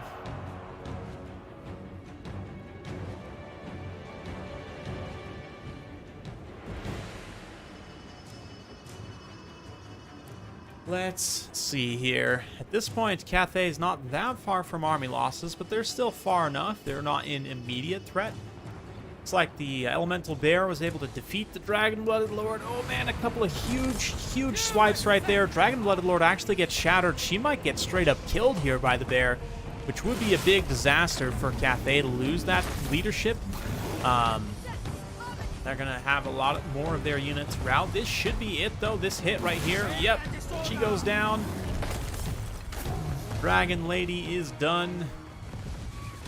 And the Bear Lady is resurgent, pushing forward, trying to get back at that final objective. There's the one Jade Halberd sort of holding there, but they can just get breath attacked and burst down in a big hurry. Looks like Eumaies is going to throw in the towel there, and that is game. So Reyes able to just win outright on both the attack and defense, and Kislev proves strong. The sleds there, the Elemental Bear also proving quite important. Almost pays for itself in terms of damage output.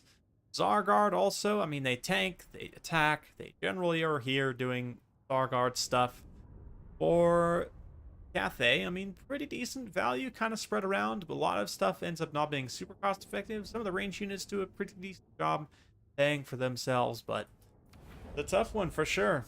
Definitely very, very good game. So now we'll let Reyes stay in here, go to the next map, and we'll wait for Outer Region to get back in the game. I'm going to mute myself as I grab a drink of water, walk around for a sec. I'll be right back.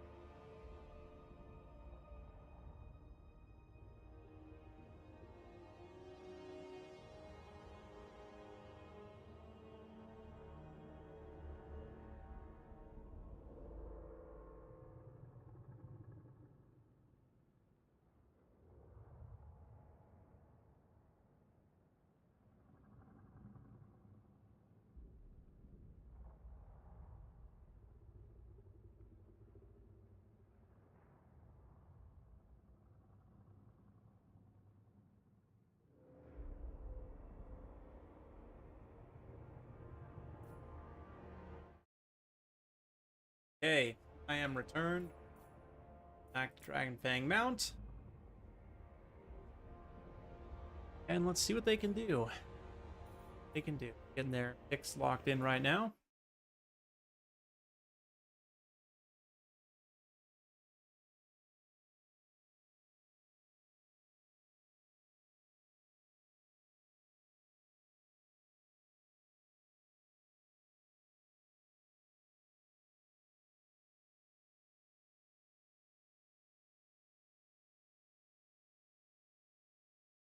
Yeah. Yeah, man. Cavalry needs to be better for sure. That's one thing in a DLC I would hope for is just better offensive units. I get their identity as a roster is supposed to be more defensive, like the dwarfs, but I mean the dwarfs still have slayers and hammerers and a couple of offensive melee units at least, right? Like slayers, giant slayers, hammerers. You could consider all three of those to be offensive in a way, like DPS oriented units, which Cathay needs a couple of those.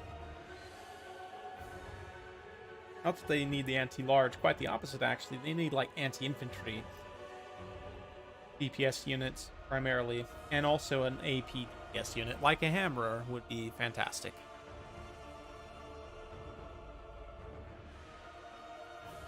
I like Cathay more in domination now that you can bring a bigger starting army. Like your cannons are decent on the new maps as well.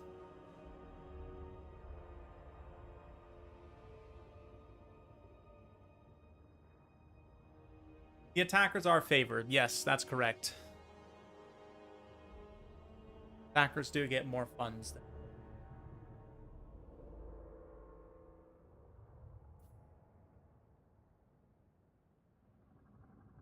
Yeah, I agree, Coops, for sure. On the other, another thing too, one of the biggest thing for Sieges is having good, like stationary AOE damage. Talons of the Night is pretty good, but it's not Pit of Shades. It's not quite as good as Pit of Shades, and it's not quite as good as Infernal Gateway. So, yeah.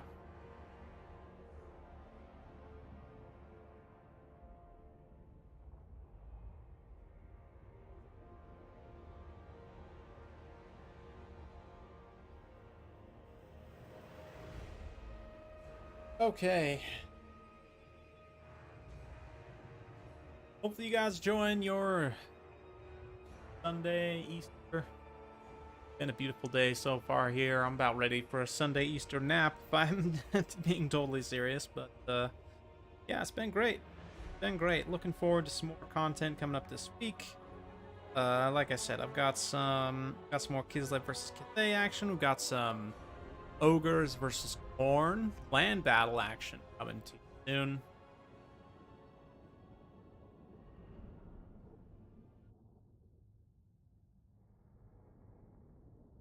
Yeah, it's like Dwellers below duration, right? Yeah, Dwellers too. I'd have to look at the damage. We don't have anyone that has access to Dwellers right now in any of the main roster, but seems like it'd be pretty decent for sure. Guild of Thorns also giving straight up damage resistance. Kind of crazy and really strong. Or no, that's not right. It gives damage reflection, right? Not damage resistance, damage reflection. Look at this map. Oh, this is awesome. Look at this map, guys. So cool. I have not seen this map yet, but wow, you can approach from 3 sides. Look at this. Look at this. Is this like a traversable side street right here? I don't think it actually is. I think it is. Maybe not actually. Interesting. Interesting. Oh, I love these like spawning pools up here. That's super cool. Little hidden gate.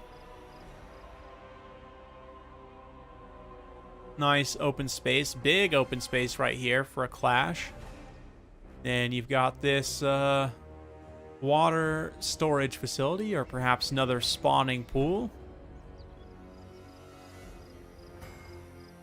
Very, very cool.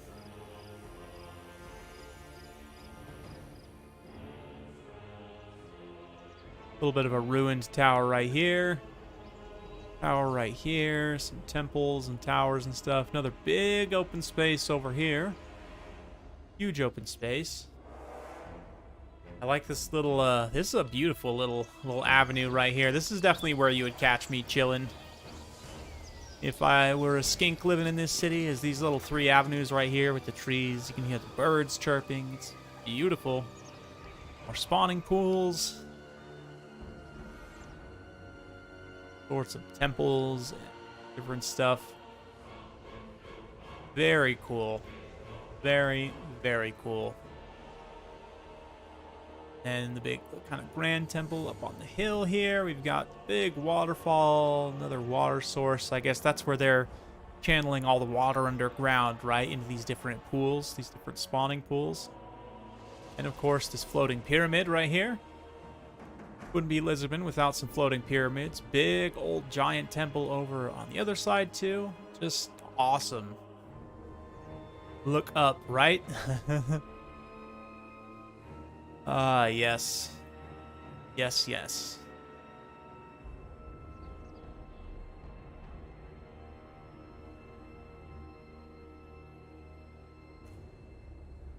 Yeah, we'll see. I think the damage reflection is potentially very interesting to me on Flesh to Stone. I want to see it in action more before I really make a judgment about it, but it seems like it could be really strong.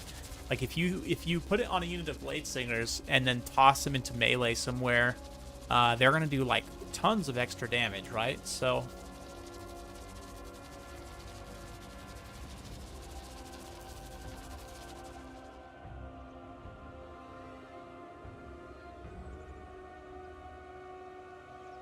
let's see. Now that I'm done admiring the map, let's look at the actual armies. We've got Tsarina Katerine here, leading the way for Kislev, a patriarch. Looks like some bears. Tsar guards and armored Kossars. Some more Tsar guards up here. Streltsy, Kossars. Pretty good stuff all around. Khorne on the other side. We've got a couple of Chaos Warriors of Khorne, a couple of Spawn of Khorne. Another Halberd of Khorne, 2 Eumaies emerging from its cave right here. Definitely a dungeon right there of some kind. A couple of doggos. We've got Chaos Warhounds and a Blood Shrine. Very interesting. Same thing over here. Blood Shrine, Chaos Warhounds, and then up in the sky, a flying Exalted Bloodthirster, 2 Spawn of Khorne, another Cultist, Halberd, regular warriors, and Furies. Doesn't give armor, just physical resistance. I must have been thinking of a different one. Flesh to Stone. Yeah, Flesh to Stone gives physical resistance. That's right.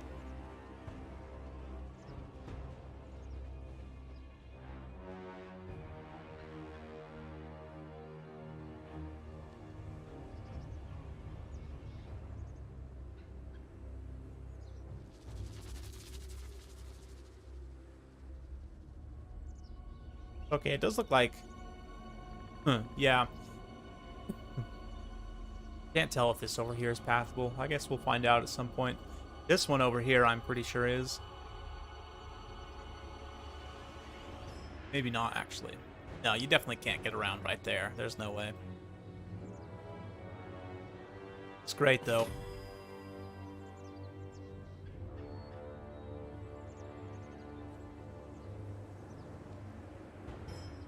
Giant, like Dread Saurian head carved out of the mountainside.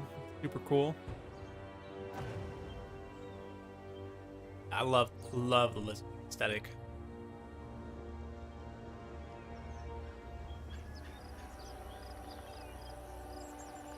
Like, I would definitely be down to live in one of the temple cities.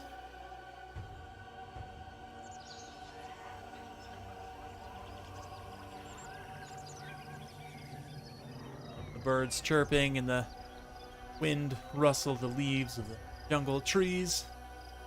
See all sorts of bright flowers scattered around everywhere. Beautiful. Makes me excited for old world factions too. New world factions. Lizardman will be so much fun. Domination. They're going to be so strong.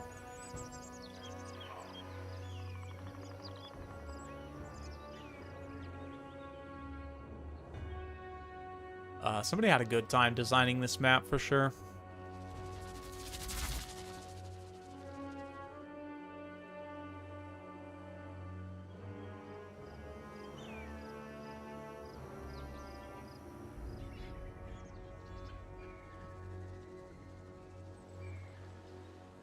I don't know. I don't really have an opinion one way or the other, like which Lisbon sculpt they use for the tabletop. I don't know. I think some of the old ones definitely look super derpy, but I would need to like look at the new ones in comparison to the Total War Warhammer counterparts. I think one thing they try to do for Total War Warhammer is make them look more distinctive. So like, because I think in tabletop, Crocscores just look like gigantic Saurus, right? If I'm not mistaken, at least from the ones that I remember.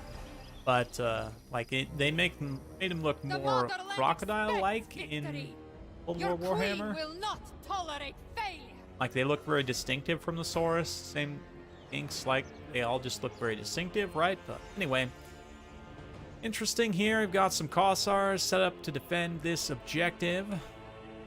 Rest so far, just chilling back, not really presenting too many forces on the walls, but doing a little bit of damage to those spawn initially there.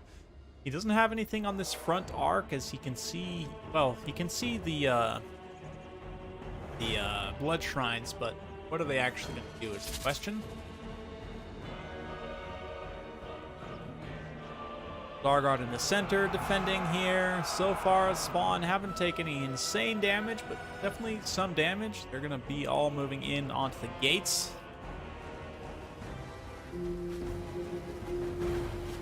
A little bit of water raining on them from dragon heads, which lizard heads rather, which should make them like mildly uncomfortable. And maybe give them a shower. I'd imagine these Spawn haven't had a shower in a few centuries, so probably be good for them to wash up a bit, to be honest.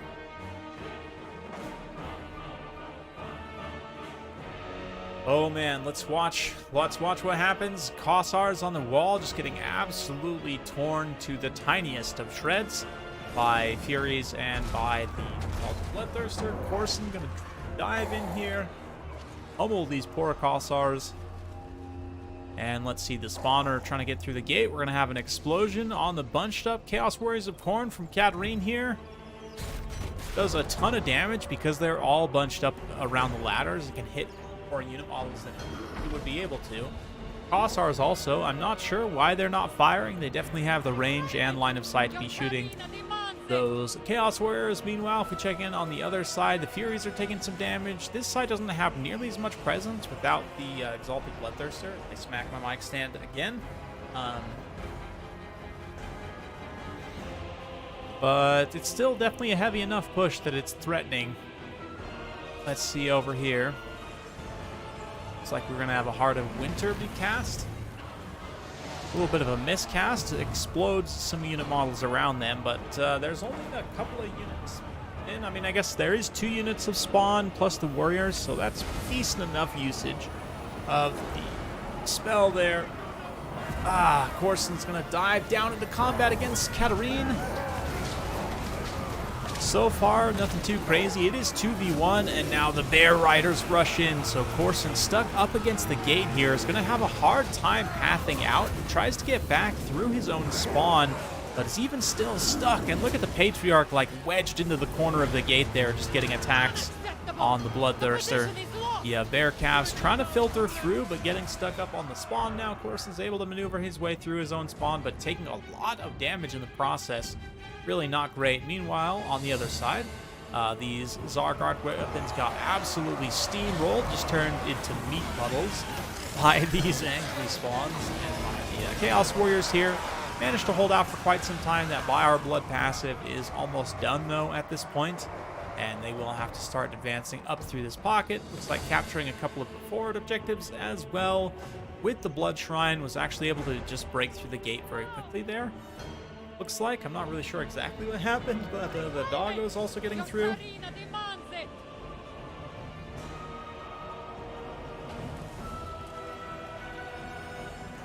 Yeah, it's doing okay so far. Kislev trying to do their best to defend and just take as many down with them as they can, but Bloodthirster bypassing and now bringing these hounds in.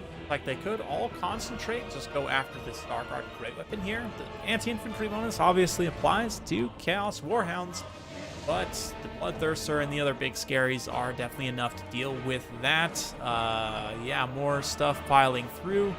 Kislev probably has enough to push back this kind of force here, but at the same time, Katarina and the Bears are detaching to go after center objective to try and protect against the Bloodthirster. Let's see here.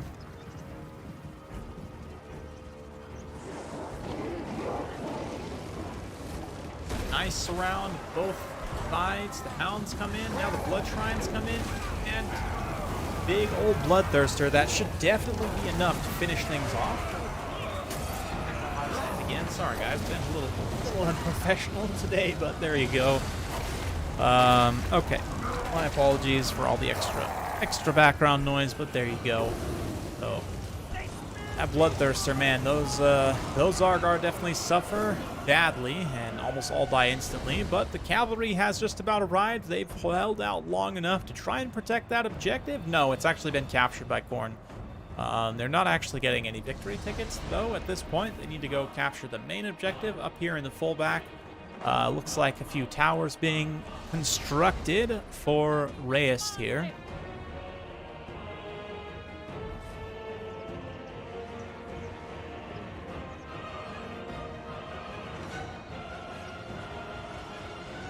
More Kislev magic arrow towers.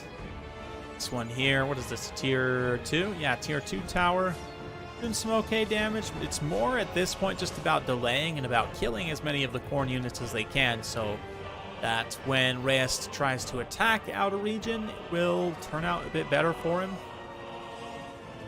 Yeah, the Bloodthirster flying off. Can't actually cap anything by himself, so he's got to basically just fly in and try and support his forces, but the Bear Calves are able to come in and win back that center objective pretty much. They're not actually recapping it, which they do need to recap it as soon as possible. But now you've got the spawns coming in. They're going to be able to just bypass pocket of resistance here, bypass the Bear Calves, hopefully, and get back up into that big center. There's even more tower positions. Wow, this is a really strong map for the defender. It's like a tier 1 and a tier 4 tower. Again, for Kislev, I tend to think tier 3, but you just change both of these out for tier 3s, kind of equalize, normalize the cost a little bit.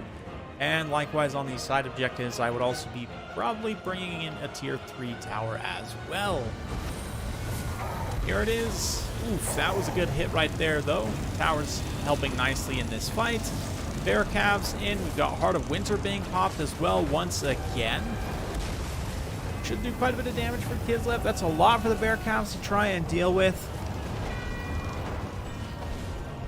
Katarina is, of course, here with the Patriarch as well. They're going to be fighting a little bit of healing, or at least the Patriarch will. I'd imagine he has the AoE healing item. Yep, some nice passive heals, and the Vigor refresh, too, super important. Not that Vigor is like a critical factor at this point, but as the battle starts to wear on through this mid to late game phase, it will become more and more important. So, yeah, Reyes holding on, definitely paying a dear price, but forcing Khorne to pay a dear price as well. So hybrid mode. Hybrid mode is essentially you have land battles, but you have capture points as well. So you put the funds on domination such that you can take a full starting army in. You can take a full army for your starting army, right? And then you just fight as you would normally, except there's no attacking rule, and you have the domination victory points that come online, you know, after 3 minutes in the game. You just can't resummon any units. You can't utilize any of your supply to summon or resummon any units. So it's interesting. I personally had tried it a couple times. I didn't see a ton of points besides, you know, over domination or regular land battles. But now that they've added Battle of Itza map, and hopefully you're going to be adding some more like open maps, like similar to Battle of Itza. Yeah, I hope that it will become better game mode in the future. And also, I hope that they just implement a land battles with capture points in the future, since it seems like most people who play land battles would probably just prefer that, to be honest. But anyway,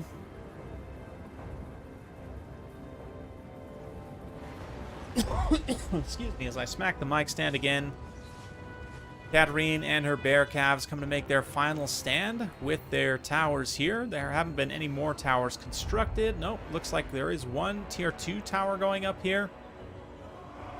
I don't know, maybe if Reyes goes all tier 3 towers like I think he should have, maybe he wins, but it's pretty close. He has done a lot of damage though. Yeah, 583 models out of 989 so far. A little bit more being chewed away as the final stand takes place. Katarine and the Bear Calves, I'm surprised their leadership is still this good after everything. We'll get in cinematic cam, watch up close as these units duke it out for the final fate of the Lisbon. Well, yes. It's just an in-game feature. It's basically just like a set of house rules, more or less, for domination that turns it into like a hybrid land battle type of format, right? So, no, it's just using the base game mechanics just with house rules. You just, you know, make an agreement with your opponent that you're not going to summon or resummon any units, set the funds to the appropriate amount, and there you go. One final Heart of Winter, trying to finish as many unit models as they can. Looks like the Fire Blood passive is now going to pop for a couple of units. Yep, pops for Patriarch first, although the Patriarch might just die straight up to everything here. He's getting completely ransacked by the Exalted Bloodthirster. Horn of Corn popped for Red Boys, and that's going to be game, though. I didn't catch the final unit model count there. Hopefully one of you guys saw. We'll save the replay in case we need to recheck that. Let me go snag that autosave real quick.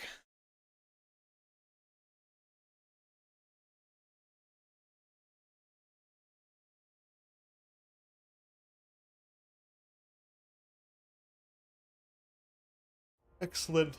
Oh. Oh.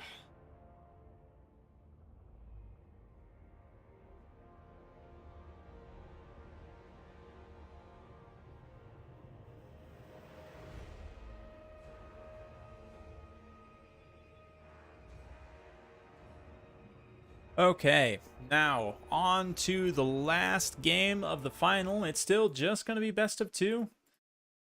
So let's see who can take home the win. I'll switch these guys so that now Reyes is attacking Outer Regions. Corn. Can Reyes win and take the town? And if he can, do it with enough force left. Get victory. So, there you go. Be up on my end and prepare for the final battle. Ah, yes. Yes. Hopefully you guys are gonna have a great rest of your day. I mean, I know the rest of my day is gonna be great. After this, I'm probably gonna go grab a quick cat nap and then come back and record some sweet battle replay content for you guys upcoming for this week. Might try and squeeze in a little Skyrim tonight, maybe. Not on stream, just personally.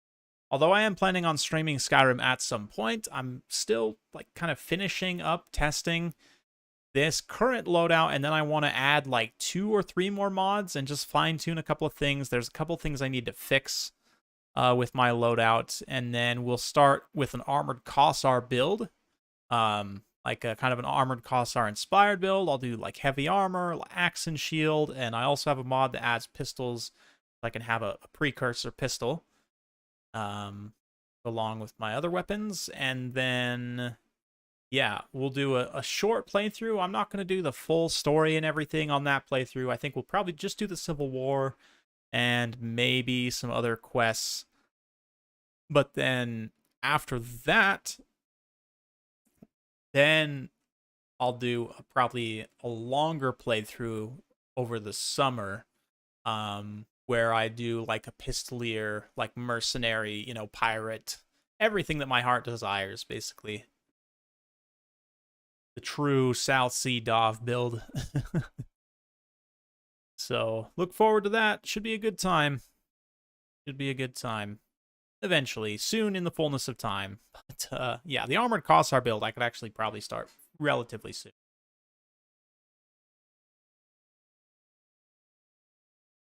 Siege mode is more cinematic. Siege mode is definitely very cinematic. The other thing too you get with siege mode is the buildings, right? Like it just adds a whole level of art, the architecture and the landscapes. Because regular battle maps, like yeah, you have cool landscapes, you have awesome backgrounds. There's a lot to love there. But for me, the siege maps just offer even more visually. I mean, just look at this. Like, I mean, just like take this in for a minute, right? Like, wow. Just hats off to the map designers in this game. Consistently, given the limitations that they were handed, have created amazing maps. And now that the limitations have mostly been lifted, like they can do a lot more than they were able to ever do before. We're in a great new age of maps here. Like, look at this shot right here. If I can actually get through, I don't think I can actually get through the arch, but you get it. Through this door, you look up, you see the giant pyramid. Once you step through, you got the spawning pools below, right?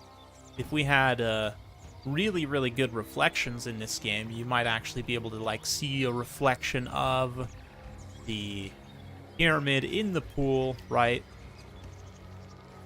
Super stuff. High quality wall. Yes, very high quality wall.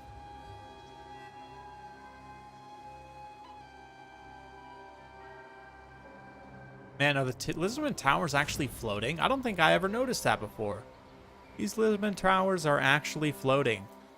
Oh, they're not just floating. It's like 4 tiers of floating. That's super cool. That's very, very cool.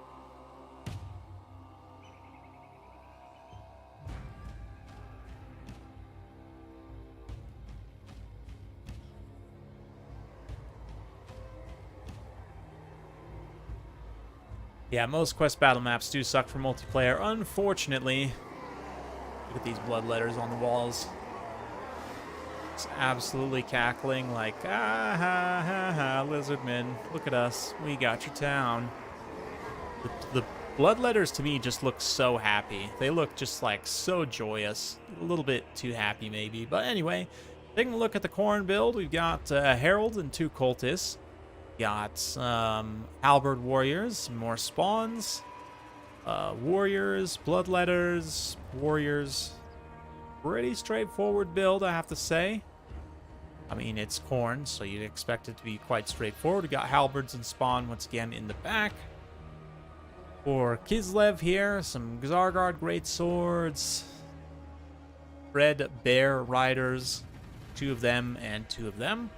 And 2 more Zargard greatswords over here. We've got a big elemental bear. We've got Tsarina, Patriarch, Griffin Legion, heavy war sleds.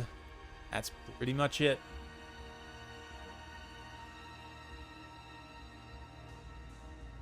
What does the Herald bring? So the Herald of Khorne, besides having very good stats, like really, really good attack, not so great of defensive stats, but 65 attack with 400 weapon strength. 400 weapon strength is not amazing, but it is good.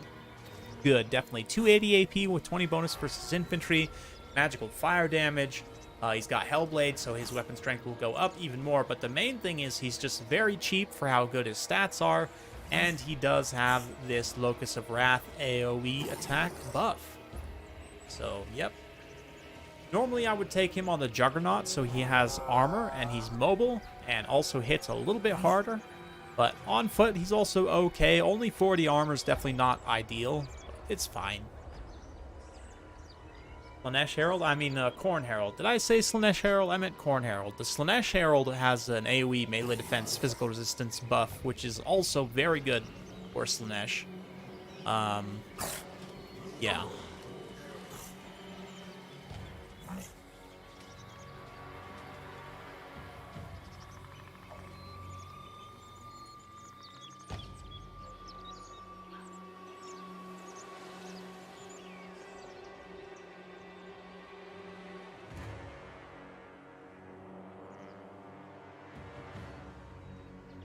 Okay, let's see what these guys can do. I think the attacker's deployment is locked in, so now it's just the defenders locking theirs in. You can see that he's not even really contesting the walls too much. He's just mostly content to sit on this center objective. It's an interesting play. You know, just try and defend these two center objectives and just tower build fully in this one right here.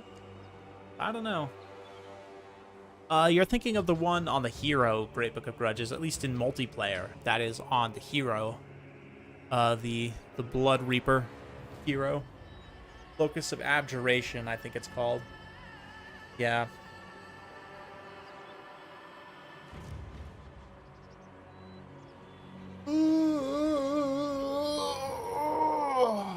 Big stretch. Big Sunday stretch.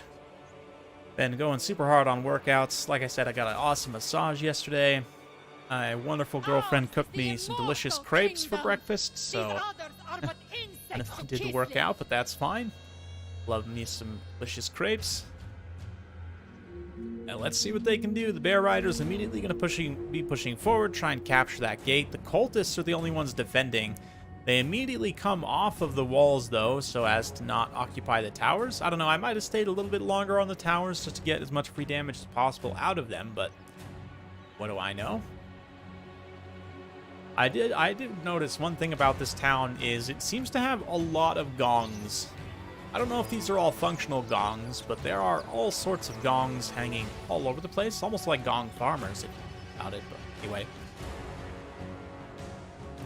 I love the Corn Herald. Personally, like I said, I take him on the Juggernaut.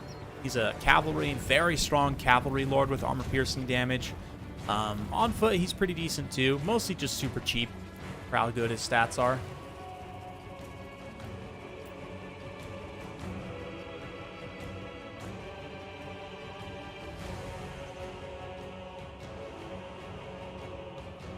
Looks like the Bears are mauling the gate. We'll take them some time to get through. I'm curious to see how much of an advantage this tactic gives to Horn. I'm a little bit worried about Heart of Winters in that choke right there, defending that objective.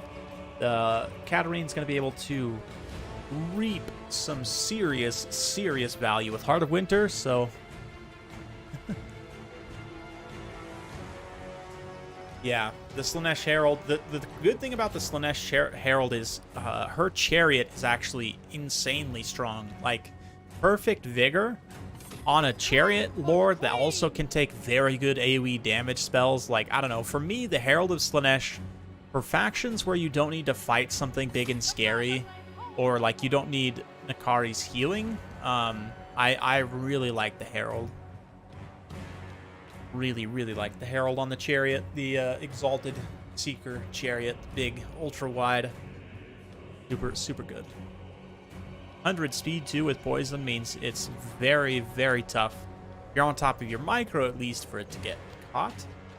So yeah, Slaanesh Herald on foot is like 60 speed, which is also just insane, right? It's like the gate is very shortly going down. A few more hits from the bear calves.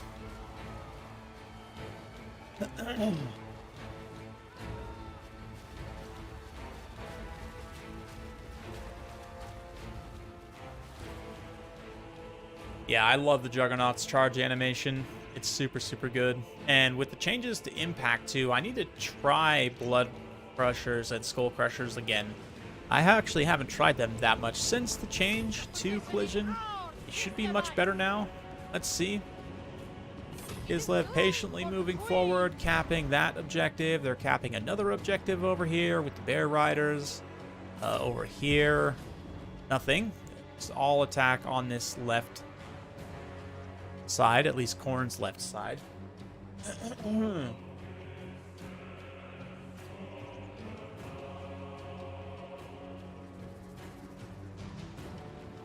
Let's see how they're doing.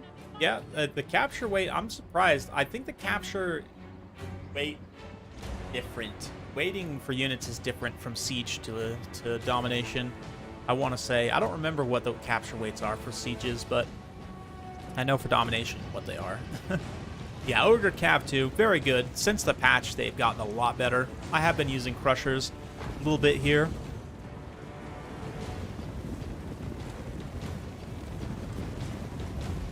Yeah, it's true. Flesh Hounds are very good with support. I think like a wide build with Flesh Hounds, like a bunch of Flesh Hounds, and then maybe 2 Blood Crushers, or maybe 1 Skull Crusher. The problem with Skull Crushers is they're just so expensive for what they give you. So expensive for what they give you. Looks like the Kislev unit's sort of hiding from the Khorne Tower a little bit there. Pretty hilarious. These Griffin Legion also having a hard time with their pathing. But here come the Dread Sleds, cresting the slope here, getting into position to start using their Streltsy guns. At least these front 2. Will be subjected to missile block chance, but they might be able to pick off a couple models here and there. Maybe not if they're firing into the halberds, obviously. No missile block chance there. Hey, thanks for joining. Lindsay, I believe, is Davina. Thanks for coming out. Good to see you as always. Take care. Have a good sleep. Dream of bears? I don't know. Maybe not. Maybe bears are terrifying in your dreams. Dream of nice bears. Of Katarine and her bear. That also could be taken in a number of different ways. Maybe just forget the whole bear thing. Let's see. Ooh, the big bear, elemental bear, would like to see a nice breath attack be used to shoot into one of these somewhat bunched up units. You don't have like a great contact opportunity necessarily, but definitely could get some damage in. Over here also looks like the Zargard with great weapons being backed up by the bear cavalry. Could be able to get into combat here, start to deal with some of those halberds and infantry. Kislev being very patient. They're taking a little bit of damage from the towers, but not much. Oh, man. Oh, man. Nice breath opportunity for the bear. Stabilize. Here we go. But it looks like it'll get engaged in melee before it can actually get an opportunity to use it. Got the Zar great weapons moving through. Should get a really good engagement there. Yeah, interesting to see the sleds just kind of sit here and shoot. I mean, it's not like Khorne can sit and shoot back, so I'm surprised Khorne hasn't charged. I mean, the Khorne spawn have 42 charge bonus. You definitely want to take advantage of that. And like these warriors too, 22 charge for a shielded infantry. That's actually pretty good.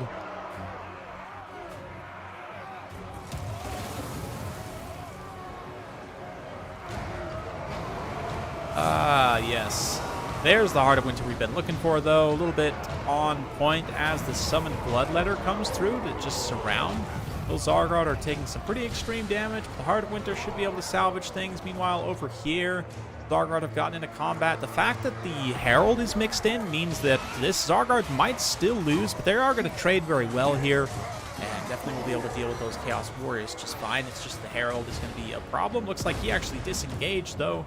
He's running on over to this other fight to try and support here. Very critical engagement. These Chaos Warriors of Khorne do not have the magic resistance of the Bloodletters and others, so they just get, shredded. Shredded by ice, which I can think of worse ways to go, but not that many. Red Sled's coming in. Going to get a little charge there. Hoping to support the big bear as it mauls its way through the red hide of Khorne. More units reinforcing. We've got the spawn coming in. More halberds rushing in there. They should do well, obviously, against the cavalry and the chariots and so forth, but we'll see. So Kislev's support units are also going to be very strong. Those great sword Zargard paying dividends. Thing is, like, almost everything here has armor piercing, so this massive amount of armored infantry Khorne, it's not really going to matter too much, you know, that extra defensiveness of the armor. I mean, literally, I think the only thing without AP here is the Griffin Legion, which is kind of crazy to think about, right? A little bit of the Khorne versus Nurgle playbook that I showed the other day, which is just take a lot of elite stuff and just try and win straight up in combat. We'll see. It might not end up working out here. Kislev starting to run out of steam a little bit, but some more Zargard now piling in. Another Heart of Winter being used as well is going to hit a whole bunch of units. Does also manage to tag those Bloodletters that are not in combat as well. Over here, things are not going nearly as well. Did get a breath attack from the big bear, now charging back in. No healing on this side is definitely going to be a problem, but the sled's still alive. This unit of spawn, too, is definitely a problem, specifically. But let's see. We've got a break here. Terror route on those warriors. Now the Tsar Guard will collapse into those halberds there.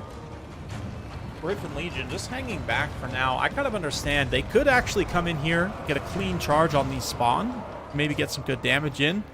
Well, they had an opportunity to. It looks like the spawn might pile through their own troops now and kind of screen through the bloodletters there. But let's see. Over on this other side, it looks like Reyes is going to be able to win. The question is, with how many unit models? I'll have to ask. If it's a percentage-based thing, it's going to be pretty close because, I mean, Reyes started with way less unit models than what Outer Region brought in the last game. So we'll have to clarify if Reyes ends up winning here, which it does look like he's probably going to be able to. So we might have to do a little bit of a review, and then I can come back and announce in just a minute who the winner is going to be. But it looks like Kislev should be able to take this.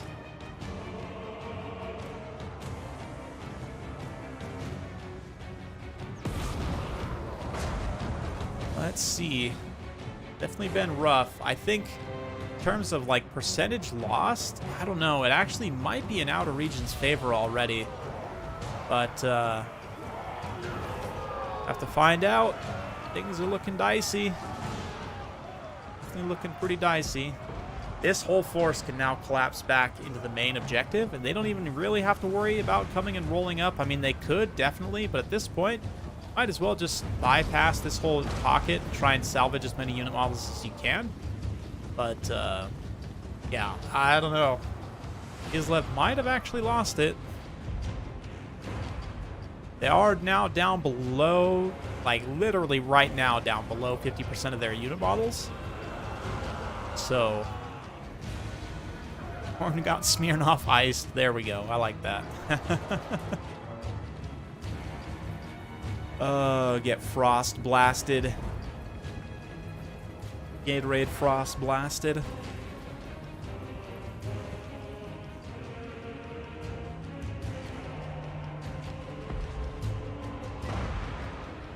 Oh, let's see. Yeah, I think Outer Region's got this. I think Outer Region's probably got this. The corner over Kislev victory, but let's see. They're going to now cap this final objective.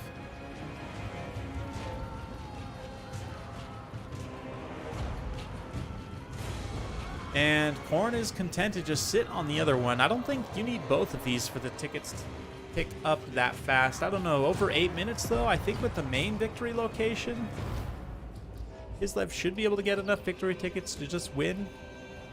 We'll see.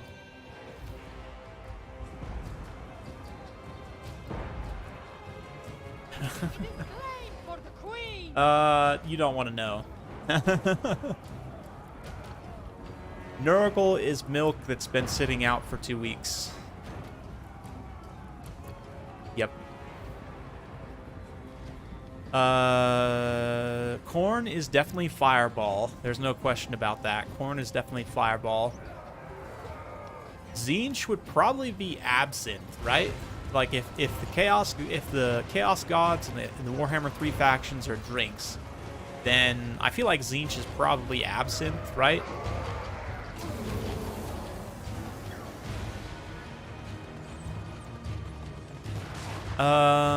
Yeah. Nurgle is spoiled milk. Slaanesh is... I'm trying to think of like a fruity, appealing drink that will just destroy you. Like an AMF maybe?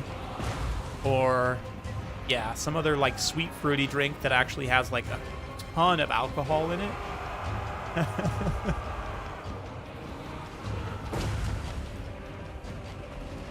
Oh, milk in quotations.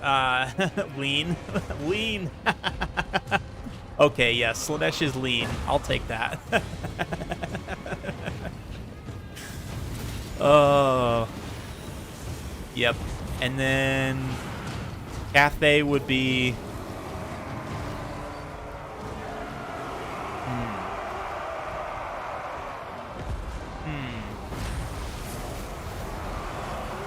Apple sours. We all know the Empire is just delicious German beer. Like delicious German, Czech, you know, Central European beer. Kislev is, yeah, Kvass, which is vodka, right? Bretonia would be wine, probably. Position is ours, Kislevites. Yeah, Bordeaux wine, I think, is literally famous within the lore. Dwarfs, obviously Bugman's, right? Grand Cathay sake. I was going to say Nippon would be sake. I don't know what they... I mean, Grand Cathay would probably be just, like, different beer. Like, weird beer. I don't know. Or, maybe plum wine? Bloody Marys. Corn is Fireball. Chaos Dwarfs have got to be like, I don't know. That's a good question. What are Chaos Dwarfs? Let's see here. Final unit count for Kislev is well under half, so I'll have to clarify if it's a percentage-based or if it's total unit model count, because if it's total unit model count, I mean, Kislev never had a chance to win, but... yeah, I feel like Chaos Dwarfs would be something else entirely. I don't know.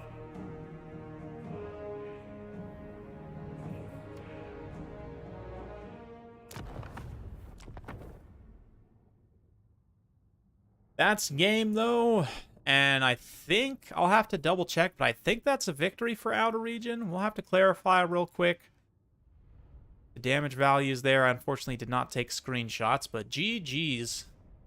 GG's. Okay, so yeah, if he was over 50%, then absolutely Outer Region is the winner then. Yeah, 561 out of 989. Yeah, I would go with Outer Region wins then, right? Let me just double check real quick, but I think that's official.